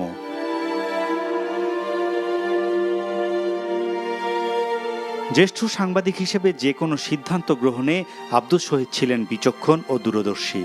সংকটময় সময়ে সৃষ্টিশীল চিন্তায় মগ্ন থেকে বুলেটিন সমৃদ্ধ করতে কাজ করতেন। সংবাদকে বস্তুনিষ্ঠভাবে তুলে ধরার জন্য তরুণ সহকর্মীদের কাছে ছিলেন জনপ্রিয় এক অভিভাবক। 4 বছর আগে বার্তাকক্ষের বন্ধুপ্রতিম কর্মমুখর এ মানুষটিকে করোনা ভাইরাসের কাছে হার মানতে হয়েছিল। তার জীবন প্রদীপ নিভে যায় 2020-এর 23শে আগস্ট। আব্দুস শহীদ 1957 সালে লক্ষ্মীপুরের কমলনগর উপজেলার তোরাবগঞ্জে জন্মগ্রহণ করেন। মৃত্যুর আগেও করোনার কঠিন সময়ে নিজে সদা নিবেদিত ছিলেন পেশাগত কাজে। কেবল এনটিভির যুগ্ম প্রধান বার্তা সম্পাদক হিসেবে শুধু এনটিভিকেই সমৃদ্ধ করেননি, ঢাকা সাংবাদিক ইউনিয়ন সহ সাংবাদিকদের অধিকার আদায়ে পেশাজীবী বেশ কটি সংগঠনেও আব্দুস শহীদ আজীবন সক্রিয় ছিলেন। সাংবাদিকতা পেশার মর্যাদা রক্ষার পাশাপাশি নানা মানবিক ও সেবামূলক কাজেও নিবেদিত প্রাণ ছিলেন আব্দুস শহীদ। তার দীর্ঘ কর্মজীবনে এনটিভি সহ দেশের বিভিন্ন গণমাধ্যমে কাজ করেছেন। একজন সত্যিকার পেশাজীবী হিসেবে তার নিরন্তর অবদান সাংবাদিকদের জন্য প্রেরণা হয়ে থাকবে বলে মনে করেন তার সকল সহকর্মী ও জ্যেষ্ঠ সাংবাদিকরা। Tamjid Sumon, NTV news, Dhaka. ভারত থেকে নেমে আসা পানিতে ভেঙে গেছে কুমিল্লার গোমতী নদীর প্রতিরক্ষা বাঁধ। বুড়িচং উপজেলার ১৬ নল ইউনিয়নের বুরবুরিয়া দিয়ে বাঁধটি ভেঙে লোকালয়ে পানি ঢুকছে। এছাড়া মৌলভীবাজারের মনু ও ধলাই নদীর প্রতিরক্ষা বাঁধের ১৬টি স্থান ভেঙে বন্যার পানি প্রবেশ করছে। ঝুঁকিতে রয়েছে বাঁধের অন্তত ২০টি স্থান। দেশের ১১ জেলায় বন্যায় পানিবন্দী হয়ে পড়েছেন ও ক্ষতির মুখে পড়েছেন অন্তত ৩৬ লাখ মানুষ। পানিতে ডুবে ও বিদ্যুৎস্পৃষ্ট হয়ে এখন পর্যন্ত ১৩ জনের মৃত্যুর খবর পাওয়া গেছে। ওয়ালিউল্লাহ অলি, ডেস্ক রিপোর্ট। ফেনী, কুমিল্লা, নোয়াখালী, ব্রাহ্মণবাড়িয়া, চট্টগ্রাম, খাগড়াছড়ি, রাঙামাটি, কক্সবাজার, লক্ষ্মীপুর, সিলেট, মৌলভীবাজার ও হবিগঞ্জ বন্যা কবলিত হয়েছে। মৌলভীবাজারের মনু ও ধলাই নদীর ১৬টি স্থানে বাঁধ ভেঙে বন্যার পানি প্রবেশ অব্যাহত রয়েছে। এতে প্লাবিত হচ্ছে নতুন নতুন এলাকা। ঝুঁকিতে রয়েছে বাঁধের অন্তত ২০টি স্থান। বন্যায় জেলার ২ লাখেরও বেশি মানুষ পানিবন্দী রয়েছেন। বাঁধ ভেঙে পানি প্রবেশ করায় অনেকেই আটকা পড়েছেন বাড়িঘরে। বন্যা কবলিত এলাকায় খাবার ও বিশুদ্ধ পানির চরম সংকট দেখা দিয়েছে। সিলেট ও জেলা সদরের সাথে অন্যান্য উপজেলার সড়ক যোগাযোগ বিচ্ছিন্ন রয়েছে। আমরা সকাল থেকে এখন পর্যন্ত প্রায় ২০ ফ্যামিলির উপর মানুষ উদ্ধার করেছি, প্রায় ৮০ জন মানুষ হবে। আর আমাদের গ্রাম এটা না, আমরা মুন্সিবাজার মেদিনীমল থেকে এসেছি মানুষ উদ্ধার করার জন্য। এই নিচ থেকে অনেক মানুষ আমরা উদ্ধার করছি। ওখানে আরও মানুষ রয়েছেন, ছোটো বাচ্চাগুলো রয়েছে, বেমারি মানুষ রয়েছে, আমরা ওখানে তারা উদ্ধার করার যাইলাম। বন্যায় বড় বিপর্যয় দেখা দিয়েছে ফেনীতে। ফুলগাজী, পরশুরাম ও ছাগলনাইয়ার পর ফেনী পৌর শহরও পানিতে তলিয়ে গেছে। কোথাও হাঁটু, কোথাও কোমর, আবার কোথাও বুক সমান পানি। গ্রামের পর গ্রাম, বেশিরভাগ একতলা ঘর তলিয়ে গেছে। ফসলি জমি, পুকুর, রাস্তাঘাট ডুবে আছে। কেউ কলা গাছের ভেলায়, আবার কেউ বুক পানিতে সাঁতরে গন্তব্য যাওয়ার চেষ্টা করছেন। ব্রাহ্মণবাড়িয়ার ৩টি উপজেলার নিম্নাঞ্চলে বন্যা পরিস্থিতির অবনতি হয়েছে। সহস্রাধিক পরিবার পানিবন্দী হয়ে পড়েছেন। আখাউড়ার 5টি ইউনিয়নের ৩৬টি গ্রাম, কসবার 3টি ইউনিয়নের 26টি গ্রাম, বিজয়নগরের 4টি গ্রাম সহ শতাধিক গ্রাম পানির নিচে তলিয়ে আছে। এসব এলাকার বানভাসী মানুষ চরম দুর্ভোগে পড়েছেন। বানভাসী মানুষের সহায়তায় কাজ করছে স্থানীয় প্রশাসন, সেনাবাহিনী, নৌবাহিনী, বিমান বাহিনী, ফায়ার সার্ভিস সহ বিভিন্ন স্বেচ্ছাসেবী সংগঠন। কুমিল্লা, ফেনী থেকে নেমে আসার ঢলে পানিবন্দী হয়ে পড়েছে নোয়াখালীর ২০ লাখ মানুষ। এদের বেশিরভাগই খাবার ও বাসস্থানের অভাবে মানবেতর জীবনযাপন করছেন। শুক্রবার সকালে বৃষ্টি কমে এলেও বন্যা পরিস্থিতি রয়েছে অপরিবর্তিত। জেলার 9টি উপজেলার সবকটিতেই বসতঘর, গ্রামীণ সড়ক, মসজিদ, শিক্ষা প্রতিষ্ঠান বন্যার পানিতে তলিয়ে গেছে। কুমিল্লায় ভেঙে গেছে গোমতী নদীর বাঁধ। প্রবল বেগে লোকালয়ে প্রবেশ করছে পানি। বাঁধ ভেঙে যাওয়ার পর আশপাশের মসজিদের মাইকে ঘোষণা করা হচ্ছে স্থানীয় বাসিন্দাদের নিরাপদ দূরত্বে চলে যাওয়ার জন্য। স্বেচ্ছাসেবী সংগঠনের কর্মীরাও সাধারণ জনগণকে নিরাপদ স্থানে সরিয়ে নিতে সহায়তা করছেন। চট্টগ্রামের মিরসরাই ও ফেনীর ছাগলনাইয়ায় বয়ে যাওয়া ফেনী নদীর পানি প্রবাহ বিপদসীমার উপর দিয়ে বয়ে যাচ্ছে। এতে তলিয়ে যাচ্ছে গ্রামের পর গ্রাম। বন্যা দুর্গতদের নিরাপদ আশ্রয়ে সরিয়ে নিতে কাজ করছে সেনাবাহিনী, নৌবাহিনী, বিমান বাহিনী ও ফায়ার সার্ভিস। বন্যা কবলিত এলাকাগুলোয় বিদ্যুৎ সরবরাহ বন্ধ রয়েছে। এতে 10টি জেলার বেশিরভাগ গ্রাহক এখনও বিদ্যুৎবিহীন অবস্থায় আছে। ওয়ালিউল্লাহ অলি, এনটিভি নিউজ ডেস্ক। বন্যার খবর জানতে যাচ্ছি কুমিল্লায় আমাদের স্থানীয় প্রতিনিধি মাহফুজ নান্টুর কাছে।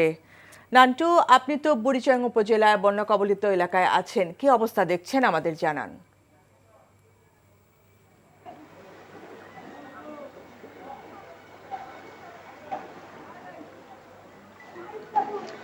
ফারজানা, আমি গতকাল রাত থেকেই বুড়িচং উপজেলায় অবস্থান করছি। গতকাল রাত 11:15টায় কুমিল্লা বুড়িচং উপজেলার 16 নং ইউনিয়নের ভুরভুরিয়া এলাকা থেকেই প্রথমে গোমতী নদীর বাঁধ ভাঙন হয়। সেই ভাঙনের পরেই কুমিল্লা বুড়িচং উপজেলার অন্তত 15টি গ্রামে প্লাবিত হয়ে যায়।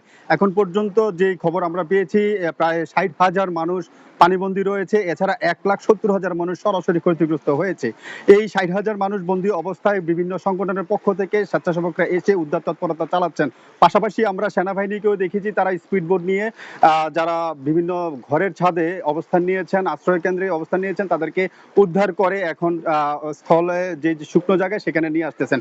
পাশাপাশি এই মুহূর্তে যারা বিভিন্ন জায়গায় অবস্থান করছেন তাদের জন্য শুকনো খাবার এবং পানির ব্যবস্থা করা হচ্ছে। আমরা আবহাওয়া অধিদপ্তরের সাথে কথা বলেছি, তারা জানিয়েছেন যে কুমিল্লায় এই মুহূর্তে যে এই আবহাওয়া রয়েছে তাতে বৃষ্টিপাত হওয়ার সম্ভাবনাও তারা উড়িয়ে দিচ্ছেন না। পাশাপাশি পানি উন্নয়ন বোর্ডের যিনি তত্ত্বাবধায়ক প্রকৌশলী রয়েছেন আব্দুল লতিফ, তিনি জানিয়েছেন যে আগামী আরো 7-8 ঘন্টা পর্যন্ত গোমতী নদীর পানি বিপদসীমার উপর দিয়ে বয়ে যাবে। এই 7-8 ঘন্টা পর থেকেই হয়তো গোমতীর পানি কিছুটা কমে আসবে। এছাড়াও কুমিল্লার এই গোমতী নদীর বাঁধ ভাঙনের ফলে 15টি গ্রাম ছাড়িয়ে এখন রাজাপুর ইউনিয়নে, পাশের যে আরেকটা ইউনিয়ন রয়েছে সেই ইউনিয়নের বিভিন্ন গ্রামেও এই পানি প্রবাহিত হচ্ছে। ফারজানা, এই ছিল কুমিল্লা থেকে বন্যার সর্বশেষ। আমরা জানছিলাম কুমিল্লা থেকে বন্যা পরিস্থিতির সবশেষ খবর। ফেনীর প্রত্যন্ত গ্রামগুলো ঘুরে বন্যা পরিস্থিতি ও বানভাসীদের দুর্ভোগের খবর টেলিফোনে সরাসরি জানতে এই মুহূর্তে যাচ্ছি সিনিয়র করেসপন্ডেন্ট নিয়ামুল আজিজ সাদেকের কাছে। সাদেক, বন্যা দুর্গতদের সবশেষ পরিস্থিতি কি?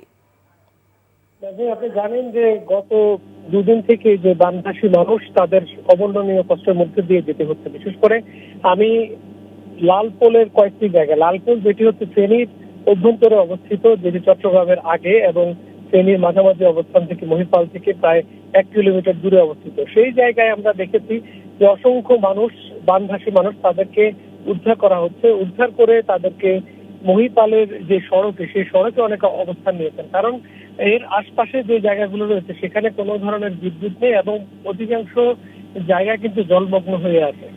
আর আরেকটি খবর আপনাকে জানাইয়ে রাখি যে আমরা ভেতরে যখন গিয়েছি সেখানে যে মানুষগুলো আছে তাদের কিন্তু প্রচুর খাবারের অভাব রয়েছে। সেখানে অনেকগুলো মানুষ আশ্রয় কেন্দ্র আশ্রয় নিয়েছেন, কিন্তু সেই জায়গাটাও কিন্তু পানির মধ্যে ডুবে গিয়েছে এবং সেখানে বিশেষ করে যারা প্রসূতি, অসুস্থ এবং শিশু, তাদেরকে অগ্রাধিকার ভিত্তিতে তারা বলছেন যে উদ্ধার করা প্রয়োজন। কিন্তু এখন পর্যন্ত সেই অর্থে নৌকাগুলো বা ইন্ডিয়ান যে নৌকাগুলো আমরা ঢাকা থেকে দেখেছি সেখানে কিন্তু গিয়ে পৌঁছাতে পারেনি।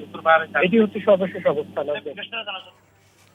আমরা জানছিলাম বন্যা পরিস্থিতির সবশেষ খবর। এবার চট্টগ্রামে মিরেশরায় বন্যার খবর জানতে যাচ্ছি সিনিয়র করেসপন্ডেন্ট আরিজ আহমেদের কাছে। টেলিফোনে যোগ দিচ্ছেন তিনি। আরিজ, বন্যার সবশেষ পরিস্থিতি আমাদের জানান।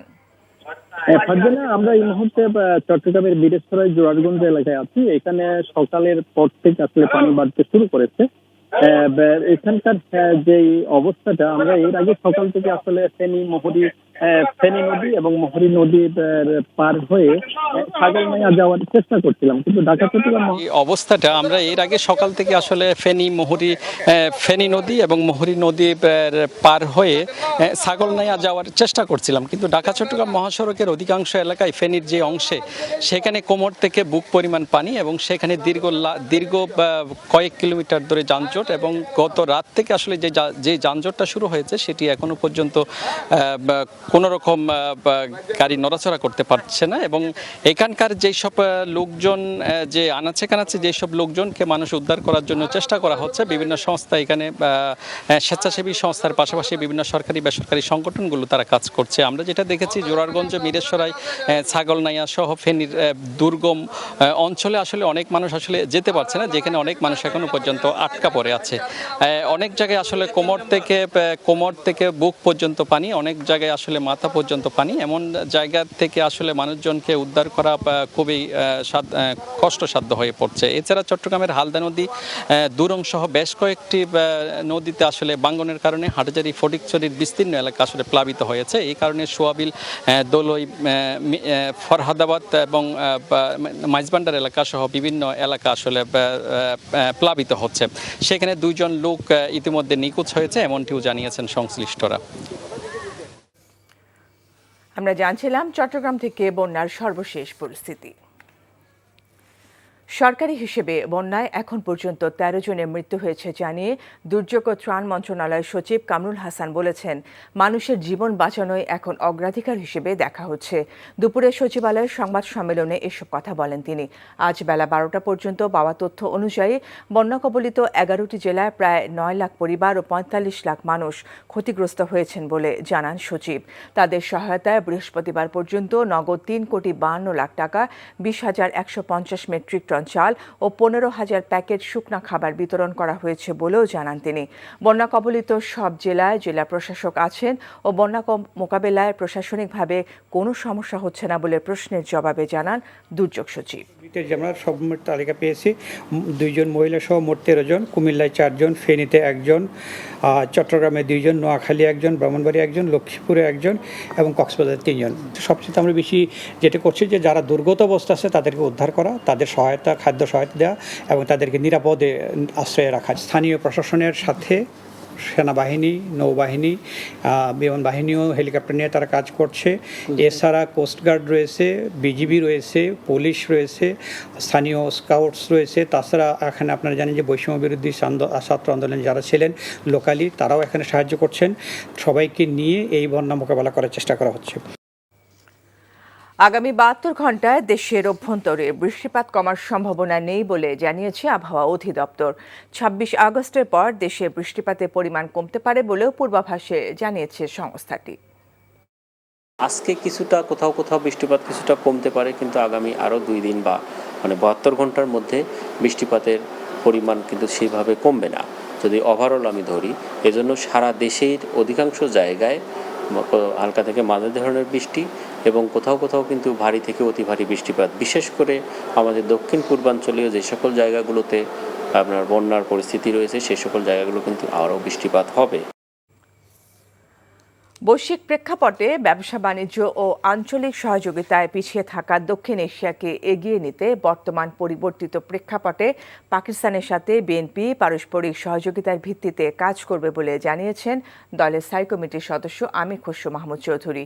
সকালে বিএনপি চেয়ারপারসনের গুলশান কার্যালয়ে মহাসচিব মির্জা ফখরুল ইসলাম আলমগীর সহ কেন্দ্রীয় নেতাদের সাথে পাকিস্তানের হাইকমিশনার সৈয়দ আহমেদ মারুফের বৈঠক শেষে সংবাদ সম্মেলনে তিনি এসব কথা বলেন। তিনি আরও বলেন, বৈঠকে দুদেশের মধ্যে ব্যবসায়িক, অর্থনৈতিক ও কূটনৈতিক সম্পর্ক নিয়ে আলোচনা হয়েছে।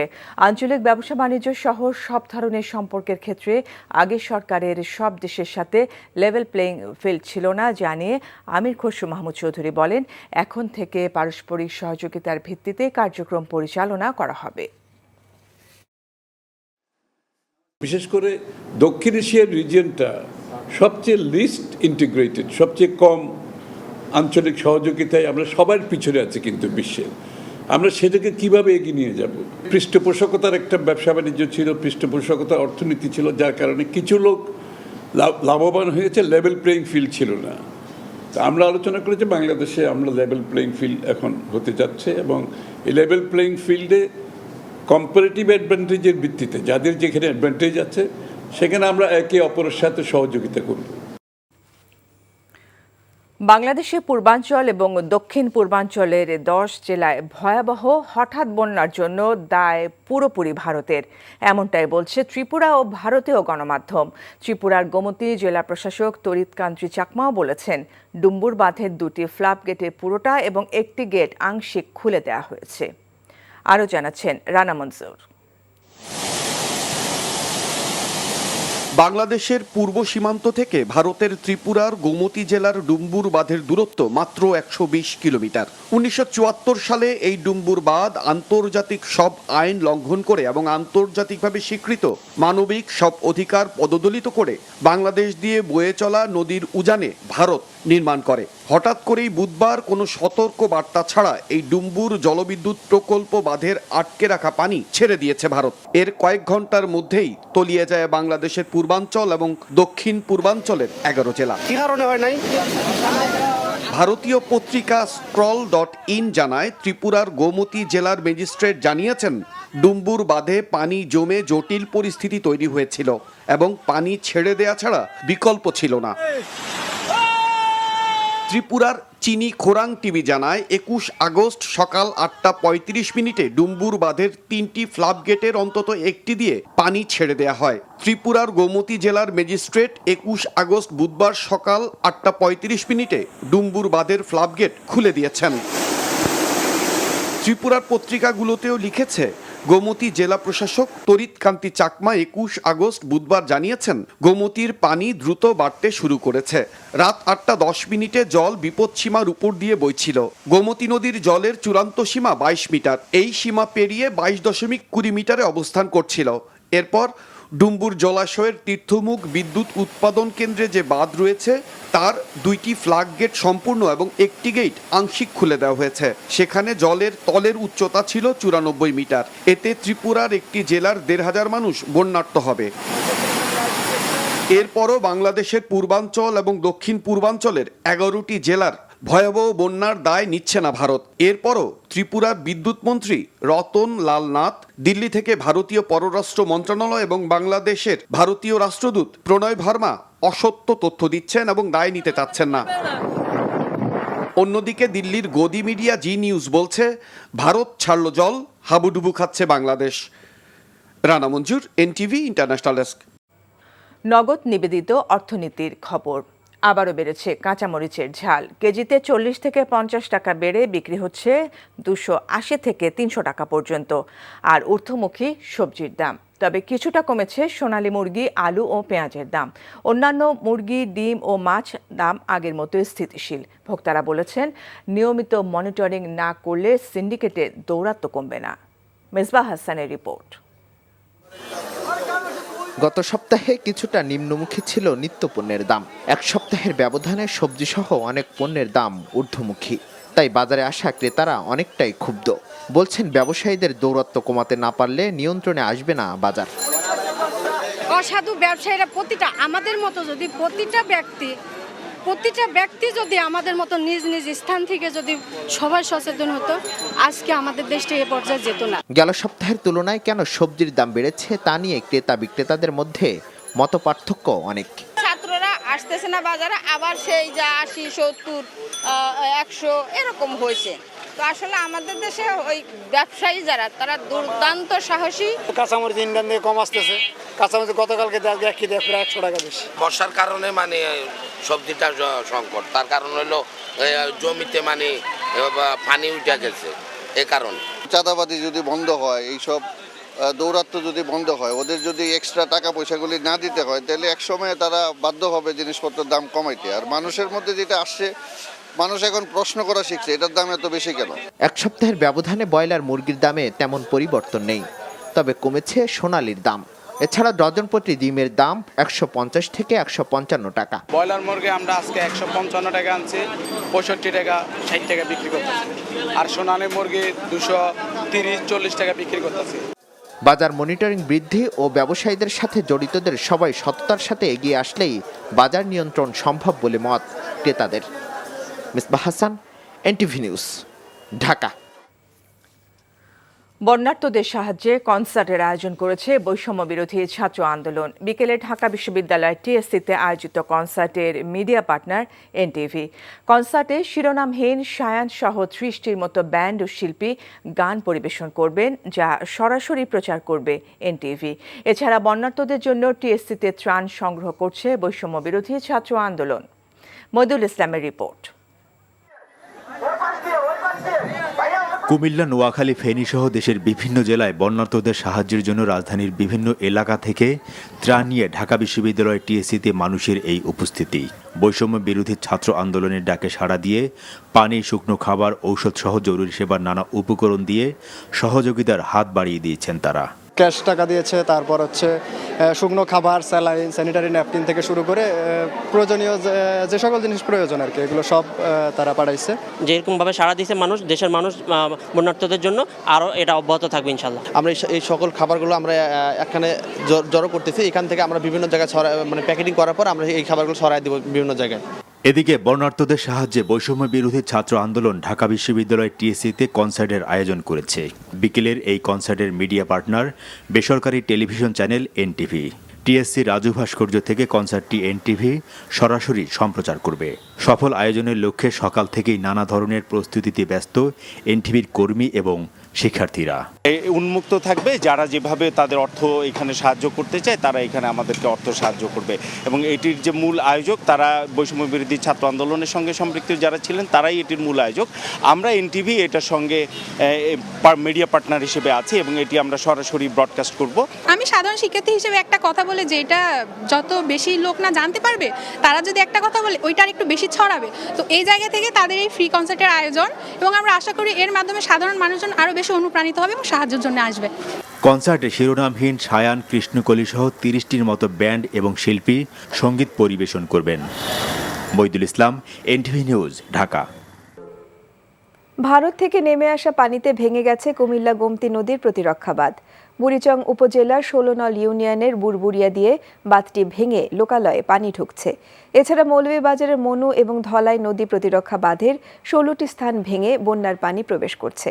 ঝুঁকিতে রয়েছে বাঁধের অন্তত 20টি স্থান। দেশের 11 জেলায় বন্যায় পানিবন্দী হয়ে পড়েছেন ও ক্ষতির মুখে পড়েছেন অন্তত 36 লাখ মানুষ। পানিতে ডুবে ও বিদ্যুৎস্পৃষ্ট হয়ে এখন পর্যন্ত 13 জনের মৃত্যুর খবর পাওয়া গেছে। ওয়ালিউল্লাহ আলীর ডেস্ক রিপোর্ট।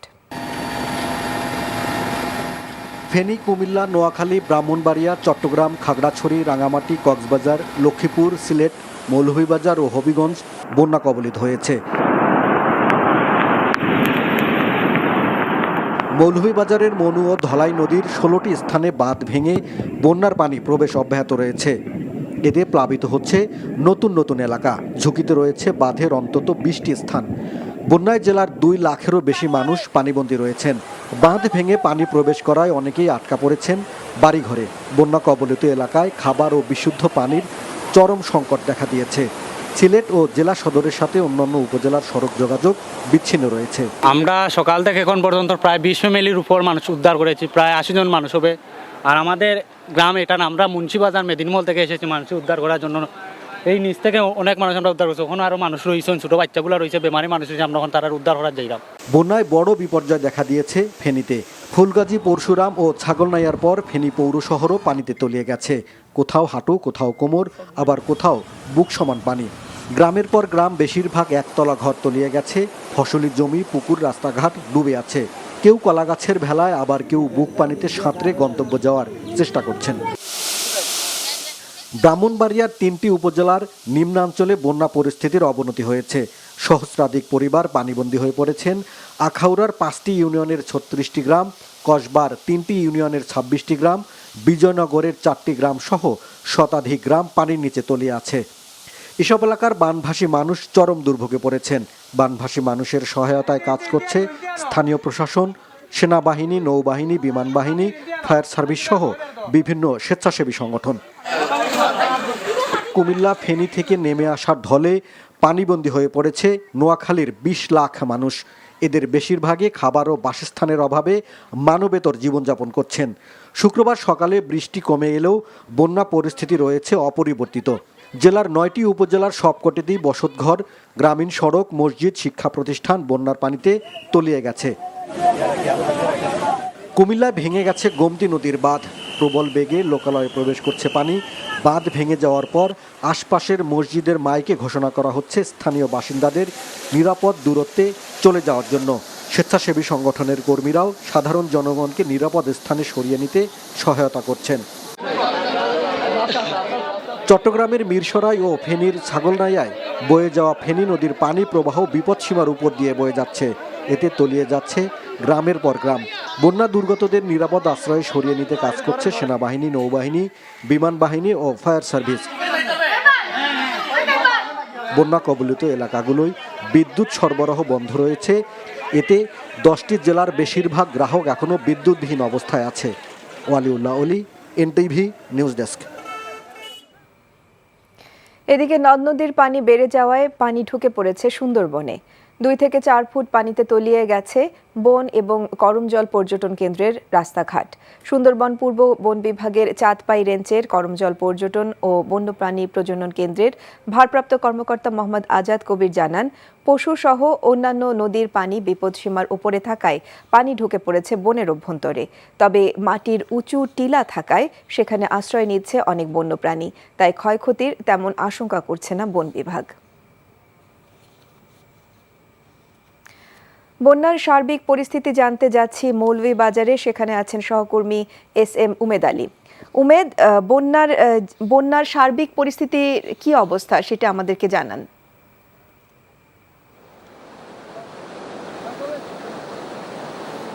আফসানা, আমি এই মুহূর্তে দাঁড়িয়ে আছি মৌলভীবাজার জেলার রাজনগর উপজেলার কদমাটা এলাকায়। আমি যেখানে দাঁড়িয়ে আছি আমার ঠিক বাম দিকে মনু প্রকল্পের যে বাঁধ ভেঙে প্রবল বেগে পানি প্রবেশ করছে। শুধু এই বাঁধ না, এখানে 16টি বাঁধ, এই মনু এবং ধলাই নদীর 16টি বাঁধ ভেঙে পানি প্রবেশ করেছে এবং বিস্তীর্ণ এলাকা প্লাবিত করেছে।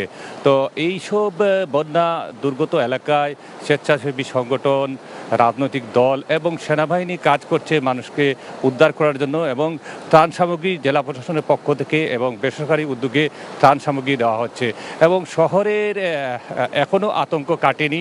আশার বাণী যেটি আমাকে জানিয়েছেন পানি উন্নয়ন বোর্ডের নির্বাহী প্রকৌশলী, যেটি উজানে আজকে কোনো বৃষ্টিপাত, অর্থাৎ ভারতে কোনো বৃষ্টিপাত না হয় পানি কিছুটা কমতে শুরু করেছে।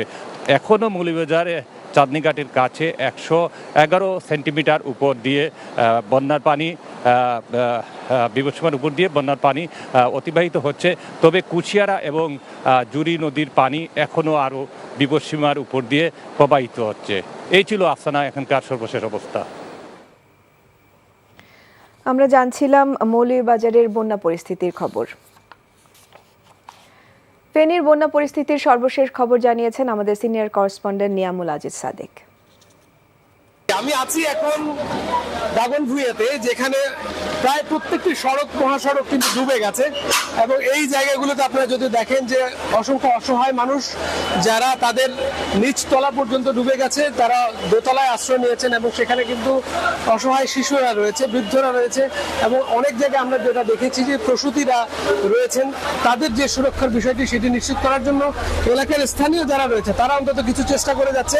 আমরা লালপোলের কাতালিয়াতে ঘুরে এসেছিলাম, সেখানে কিছু মানুষকে দেখেছি যারা অত্যন্ত অসহায় অবস্থায় আছেন। সেখানে কিন্তু খাবারও ঠিক মতো পৌঁছাচ্ছে না। সেখানে কয়েকজন গর্ভবতী নারী রয়েছেন, শিশু রয়েছে, শিশুদের কোনো খাদ্য সেখানে পৌঁছাচ্ছে না।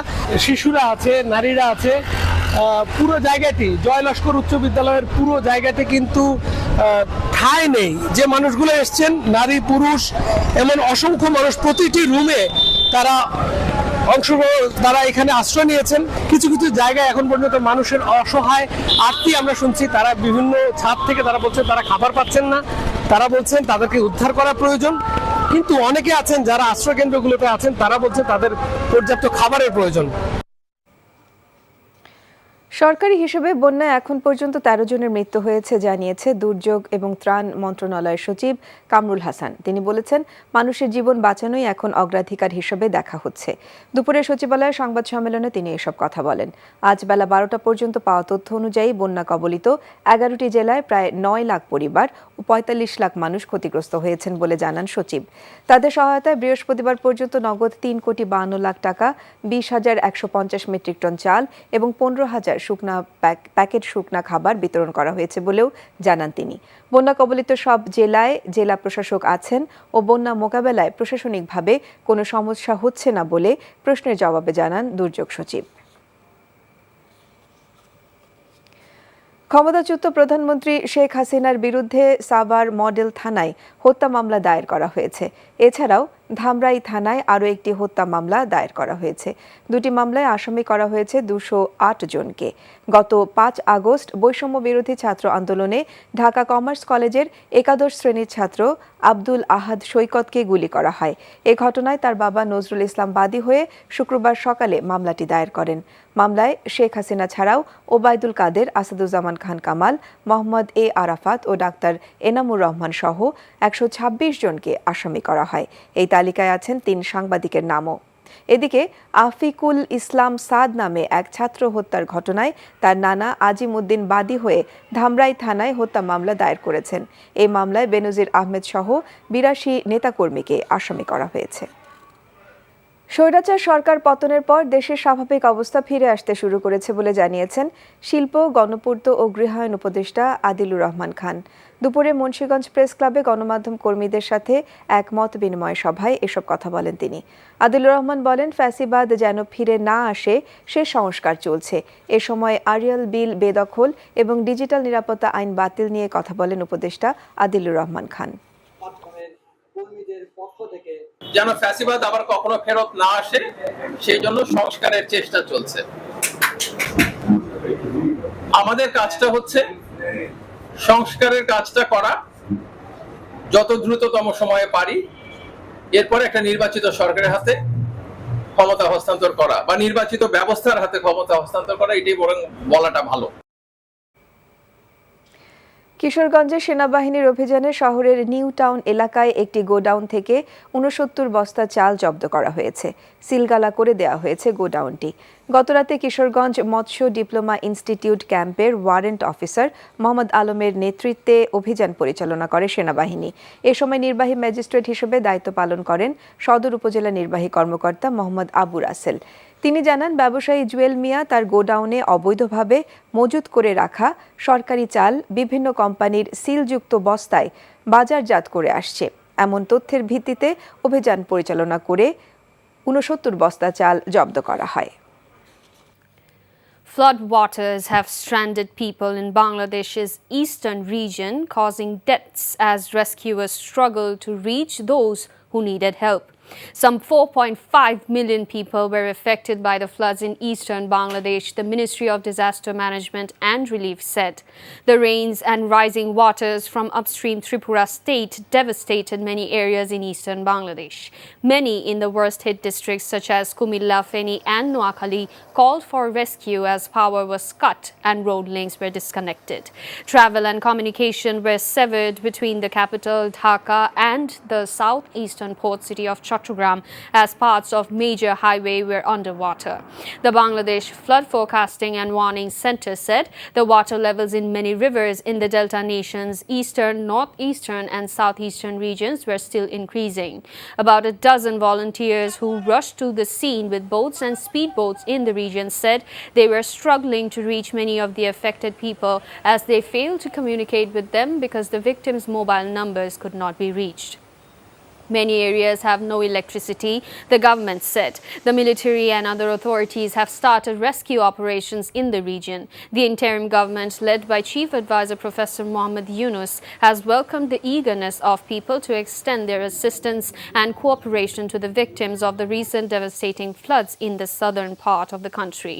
Interested people can contribute by sending aid to the following account of Chief Advisor's Relief and Welfare Fund. Many in Bangladesh blamed India for the flash floods, saying its neighbor opened a river dam in Tripura, causing sudden floods in Bangladesh. Monsoon rains in India and Bangladesh typically begin in June. India and Bangladesh share 54 common rivers that flow from the Himalayas to the Bay of Bengal. The countries dispute the sharing of rivers of the common rivers.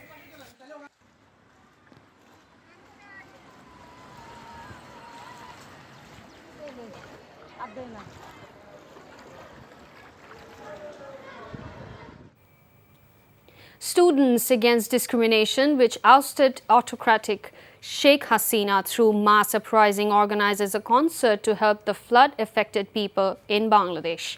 Most popular television NTV, as a media partner, telecast the humanitarian concert from Dhaka University's TSC. 30 band and singers, including Shurnam Hin and Shayon, were performing in the concert. The student platform has staged the concert to raise funds and necessary relief materials for the devastating flood-affected people. একসাথে থেকে হাতে হাত ধরে এভাবেই লড়ে যাব। Bangladesh's Disaster Management Ministry said the latest toll of 13 deaths included fatalities in cities along the country's southeastern coast. That included Chittagong and Cox's Bazar, a district home to about 1 million Rohingya refugees. Nearly 200,000 were taken to emergency relief shelters. The situation has become severe, particularly in Feni with Chattogram, Kumilla, Noakhali, Sylhet, Molvi Bazar, Brahmanbaria, Lokhipur, Khagrachuri and Cox's Bazar also grappling with extensive flooding.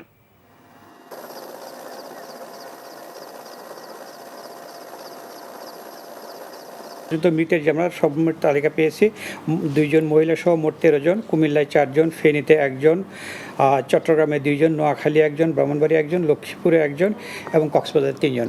সবচেয়ে আমরা বেশি যেটা করছি যে যারা দুর্গত অবস্থা আছে তাদেরকে উদ্ধার করা, তাদের সহায়তা, খাদ্য সহায়তা দেওয়া এবং তাদেরকে নিরাপদে আশ্রয়ে রাখা। স্থানীয় প্রশাসনের সাথে সেনাবাহিনী, নৌবাহিনী, বিমান বাহিনীও হেলিকপ্টার নিয়ে তারা কাজ করছে। এছাড়া কোস্টগার্ড রয়েছে, বিজিবি রয়েছে, পুলিশ রয়েছে, স্থানীয় স্কাউটস রয়েছে। তাছাড়া এখানে আপনারা জানেন যে বৈষম্য বিরোধী ছাত্র আন্দোলনে যারা ছিলেন লোকালি তারাও এখানে সাহায্য করছেন। সবাইকে নিয়ে এই বন্যা মোকাবেলা করার চেষ্টা করা হচ্ছে। The Met Office has forecast heavy rainfall in various regions of the country over the next 3 days due to active monsoon conditions over the Bay of Bengal. আজকে কিছুটা কোথাও কোথাও বৃষ্টিপাত কিছুটা কমতে পারে, কিন্তু আগামী আরও 2 দিন বা 72 ঘন্টার মধ্যে বৃষ্টিপাতের পরিমাণ কিন্তু সেইভাবে কমবে না যদি ওভারঅল আমি ধরি। এজন্য সারা দেশের অধিকাংশ জায়গায় হালকা থেকে মাঝারি ধরনের বৃষ্টি এবং কোথাও কোথাও কিন্তু ভারী থেকে অতি ভারী বৃষ্টিপাত, বিশেষ করে আমাদের দক্ষিণ পূর্বাঞ্চলীয় যে সকল জায়গাগুলোতে আপনার বন্যার পরিস্থিতি রয়েছে সেই সকল জায়গাগুলো কিন্তু আরও বৃষ্টিপাত হবে। Bangladesh Army has donated money equivalent to 1 day's salary of its all members to Chief Advisor's Relief Fund, aiming to help flood victims across the country. Bangladesh Army said the money has been donated to help the victims of ongoing flash flood that has ravaged Feni, Chattogram, Kumilla, Noakhali, Sunamganj, Hobiganj districts. Different units of Bangladesh Army are conducting rescue operations in flood-hit areas, distributing foods and essentials and airlifting people stranded in places hard to reach by any other means. Army's medical teams are also providing treatment to flood victims in many areas. The Army has rescued a critically ill pregnant woman from Feni's Fulgazi Upazila. She has been transported to Kumilla CMH in an Army aviation helicopter. Pakistan High Commissioner to Bangladesh Syed Ahmed Maroof met BNP Secretary General Mirza Fakhrul Islam Alamgir. The bilateral issues, including trade and business between the two countries and regional cooperation, came up for discussion in the hour-long meeting held at the BNP chairperson's Gulshan office today. BNP Standing Committee member Amir Khosru Mahmood Choudhury was present at the meeting. Briefing reporters about the outcomes of the meeting, Amir Khosru said there was discussion about taking the bilateral ties forward, protecting the two countries' independence and sovereignty, and upholding mutual respect and dignity. বিশেষ করে দক্ষিণ এশিয়ার রিজিয়নটা সবচেয়ে list integrated, সবচেয়ে কম আঞ্চলিক সহযোগিতায় আমরা সবার পিছনে আছি কিন্তু বিশ্বের। আমরা সেটাকে কিভাবে এগিয়ে নিয়ে যাব? পৃষ্ঠপোষকতার একটা ব্যবসা বাণিজ্য ছিল, পৃষ্ঠপোষকতার অর্থনীতি ছিল, যার কারণে কিছু লোক লাভবান হয়েছে, লেভেল প্লেয়িং ফিল্ড ছিল না। তো আমরা আলোচনা করেছি বাংলাদেশে আমরা লেভেল প্লেয়িং ফিল্ড এখন হতে যাচ্ছে এবং এই লেভেল প্লেয়িং ফিল্ডে কম্পারেটিভ অ্যাডভান্টেজের ভিত্তিতে যাদের যেখানে অ্যাডভান্টেজ আছে সেখানে আমরা একে অপরের সাথে সহযোগিতা করব। A murder case has been filed against former Prime Minister Sheikh Hasina and 126 others in the killing of Abdul Ahad Shoikot, a student of Dhaka Commerce College. Nozrul Islam, father of the victim, filed the case at Savar Model Police Station. The others in the case include former Minister Obaidul Qadir, Asaduzzaman Khan, Muhammad A. Arafat and Enamur Rahman among those accused. According to the case details, these individuals, along with others, ordered Chhatru League, Jubo League and Awami League members to carry out the attack. The victim's father mentioned in the case that his son was murdered in connection with the anti-discrimination student movement. A murder case has been filed against cricketer Saqib Al Hassan and actor Firdaus Ahmed, both former Awami League MPs from the one-sided 12th Parliament. Rafiqul Islam, the father of the deceased Rubel, filed the case with Adabor police station in Dhaka. Saqib is the 28th accused in the case, while Firdaus accused number 55th. Other accused include autocrat Sheikh Hasina, Obaidul Qadir and 154 others. Around 400 to 500 unidentified persons are also accused. According to the case statement, on August 5th, Rubel participated in a protest march on Ring Road in Adabor. During the rally, someone allegedly fired shots into the crowd as part of a planned criminal conspiracy, resulting in Rubel being hit in the chest and abdomen. He was taken to the hospital but succumbed to his injuries on August 7th. সরকারি হিসেবে বন্যা এখন পর্যন্ত 15 জনের মৃত্যু হয়েছে জানিয়ে দুর্যোগ ও ত্রাণ মন্ত্রণালয়ের সচিব কামরুল হাসান বলেছেন, মানুষের জীবন বাঁচানোই এখন অগ্রাধিকার হিসেবে দেখা হচ্ছে। দুপুরে সচিবালয়ের সংবাদ সম্মেলনে এসব বলেন তিনি। সবশেষ পাওয়া তথ্য অনুযায়ী বন্যা কবলিত 11টি জেলায় প্রায় 9 লাখ পরিবার ও 49 লাখ মানুষ ক্ষতিগ্রস্ত হয়েছেন বলে জানান সচিব। তাদের সহায়তায় বৃহস্পতিবার পর্যন্ত নগদ 3 কোটি 52 লাখ টাকা, 20,150 মেট্রিক টন চাল ও 15,000 প্যাকেট শুকনো খাবার বিতরণ করা হয়েছে বলে জানান তিনি। বন্যা কবলিত সব জেলায় জেলা প্রশাসক আছেন ও বন্যা মোকাবেলায় প্রশাসনিকভাবে কোনো সমস্যা হচ্ছে না বলে প্রশ্নের জবাবে জানান দুর্যোগ সচিব। বন্যা দুর্গত মানুষের পাশে দাঁড়াতে প্রধান উপদেষ্টা ত্রাণ ও কল্যাণ তহবিলে অনুদান প্রদানের আহ্বান জানিয়েছে অন্তর্বর্তীকালীন সরকার। আজ প্রধান উপদেষ্টার উপপ্রেস সচিব অপূর্ব জাহাঙ্গীর বলেন, অনেকে বন্যার্তদের পাশে দাঁড়ানোর আগ্রহ দেখাচ্ছেন। সরকার তাদের এই মহতী আগ্রহকে স্বাগত জানায়। আগ্রহী ব্যক্তিরা অনুদান পাঠাতে পারবেন এই হিসাবের মাধ্যমে। প্রধান উপদেষ্টার ত্রাণ ও কল্যাণ তহবিল, হিসাব নম্বর 010733300409 সোনালী ব্যাংক কর্পোরেট শাখা, প্রধান উপদেষ্টার কার্যালয়। এদিকে প্রধান উপদেষ্টার ত্রাণ ও কল্যাণ তহবিলে বাংলাদেশ সেনাবাহিনীর সদস্যদের একদিনের বেতন প্রদানের সিদ্ধান্ত নিয়েছে বাহিনীটি। বৈশ্বিক প্রেক্ষাপটে ব্যবসা বাণিজ্য ও আঞ্চলিক সহযোগিতায় পিছিয়ে থাকা দক্ষিণ এশিয়াকে এগিয়ে নিতে বর্তমান পরিবর্তিত প্রেক্ষাপটে পাকিস্তানের সাথে বিএনপি পারস্পরিক সহযোগিতার ভিত্তিতে কাজ করবে বলে জানিয়েছেন দলের স্থায়ী কমিটির সদস্য আমির খসরু মাহমুদ চৌধুরী। সকালে বিএনপি চেয়ারপারসনের গুলশান কার্যালয়ে মহাসচিব মির্জা ফখরুল ইসলাম আলমগীর সহ কেন্দ্রীয় নেতাদের সাথে পাকিস্তানের হাই কমিশনের সৈয়দ আহমেদ মারুফের বৈঠক শেষে সংবাদ সম্মেলনে তিনি এসব কথা বলেন। তিনি আরও বলেন, বৈঠকে দুদেশের মধ্যে ব্যবসায়িক, অর্থনৈতিক ও কূটনৈতিক সম্পর্ক নিয়ে আলোচনা হয়েছে।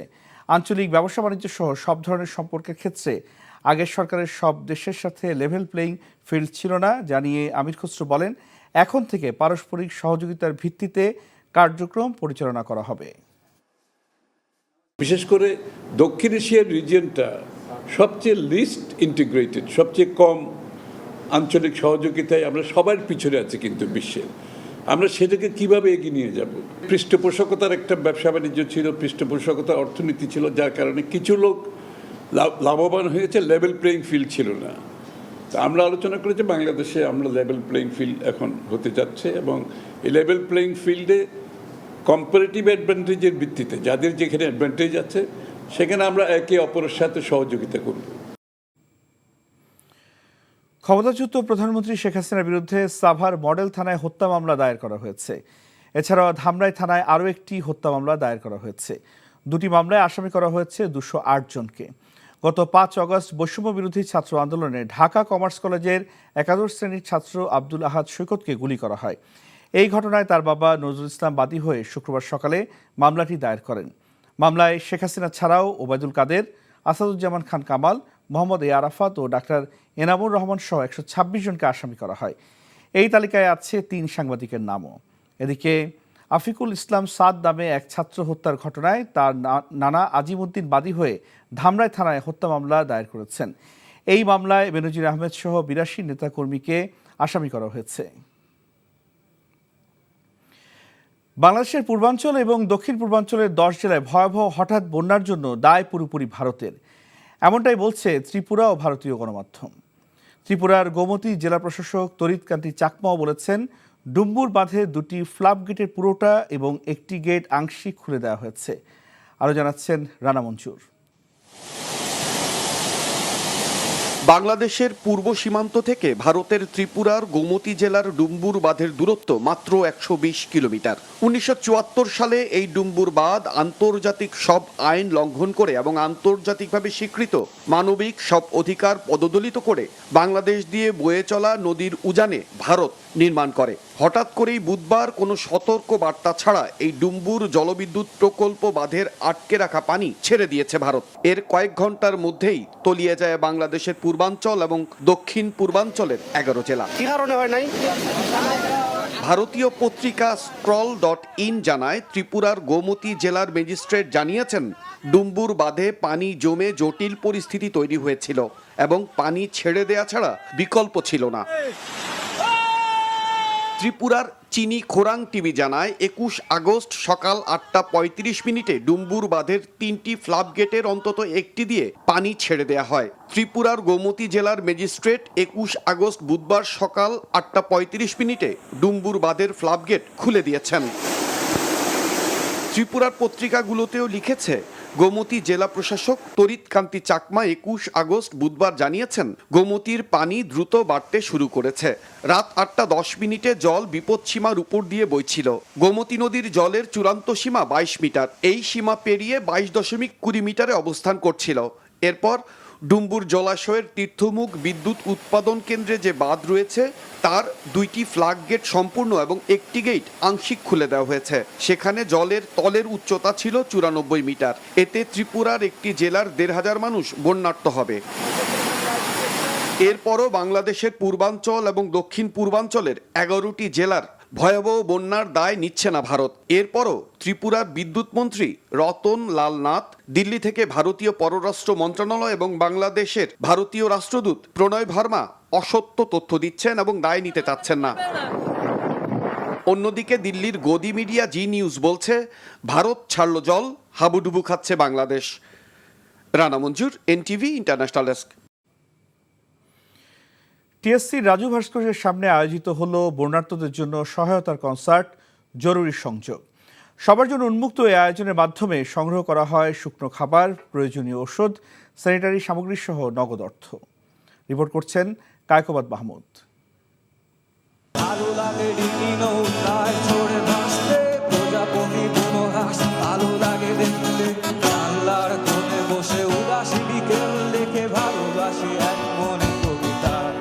গানে গানে বন্যায় আক্রান্তদের জন্য সহায়তা সংগ্রহ করার আয়োজন এটি। জঙ্গলে জন্তু যখন পা ফেলে তোর পড়বি বাটে, নিজ হাতে লেখা নিজ ললাটে নিজ ভবিষ্যৎ, নিলাম শপথ একসঙ্গে লড়বো যতই আসুক বিপদ, একসঙ্গে লড়বো যতই আসুক বিপদ।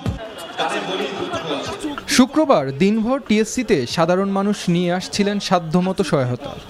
কেউ গাড়িতে, কেউ বা পিকআপ ট্রাকে, আবার কেউ সিএনজি, রিক্সা, যার যেভাবে সম্ভব সবাই নিয়ে আসছিলেন বন্যার্তদের জন্য সহায়তা। স্বেচ্ছাসেবীরা সহায়তা সামগ্রী একটি গাড়ি থেকে নামাতেই চলে আসছে আরেকটি। বেলা যত গড়াচ্ছিল রাজু ভাস্কর্যের সামনে বাড়ছিল ভিড়। জমা হতে থাকে চিড়া, পানি, জুস, চিপস, বিস্কিট থেকে স্যানিটারি বিভিন্ন সামগ্রী। অনেকেই দিচ্ছিলেন প্রয়োজনীয় ওষুধ, আর কেউ বা নগদ অর্থ। দেশপ্রেম কিন্তু আসলে বাসায় বসে বসে শুধু পোস্ট করা না, you have to move, you have to show your action. এখন সবাই যদি এভাবে আগে আসে তাহলে তাদেরকে আমরা কিছুটা হেল্প করতে পারবো, তারা উপকৃত হতে পারবে। যে যতটুকু পারছে সবভাবে হেল্প করতেছে। বাচ্চা এসে দিয়ে গেছে, মানে 3 বছর টাকা জমা ছিল সাইকেল কিনবে, ওটাও দিয়ে গেছে। সবগুলো প্রসেস করে বিভিন্ন বন্যার্ত অঞ্চলগুলোতে, যেমন ফেনী, নোয়াখালী, কুমিল্লা এবং আরও যেখানে যেখানে হচ্ছে আমরা খোঁজ খবর লাগাবো। সবকিছু ছাপিয়ে এখানে মুখ্য বন্যার্তদের জন্য সহায়তা। আয়োজক আর আগতরা বলছেন, সম্মিলিতভাবে এগিয়ে আসলে কিছুটা হলেও প্রশমিত করা যাবে বন্যার্তদের কষ্ট।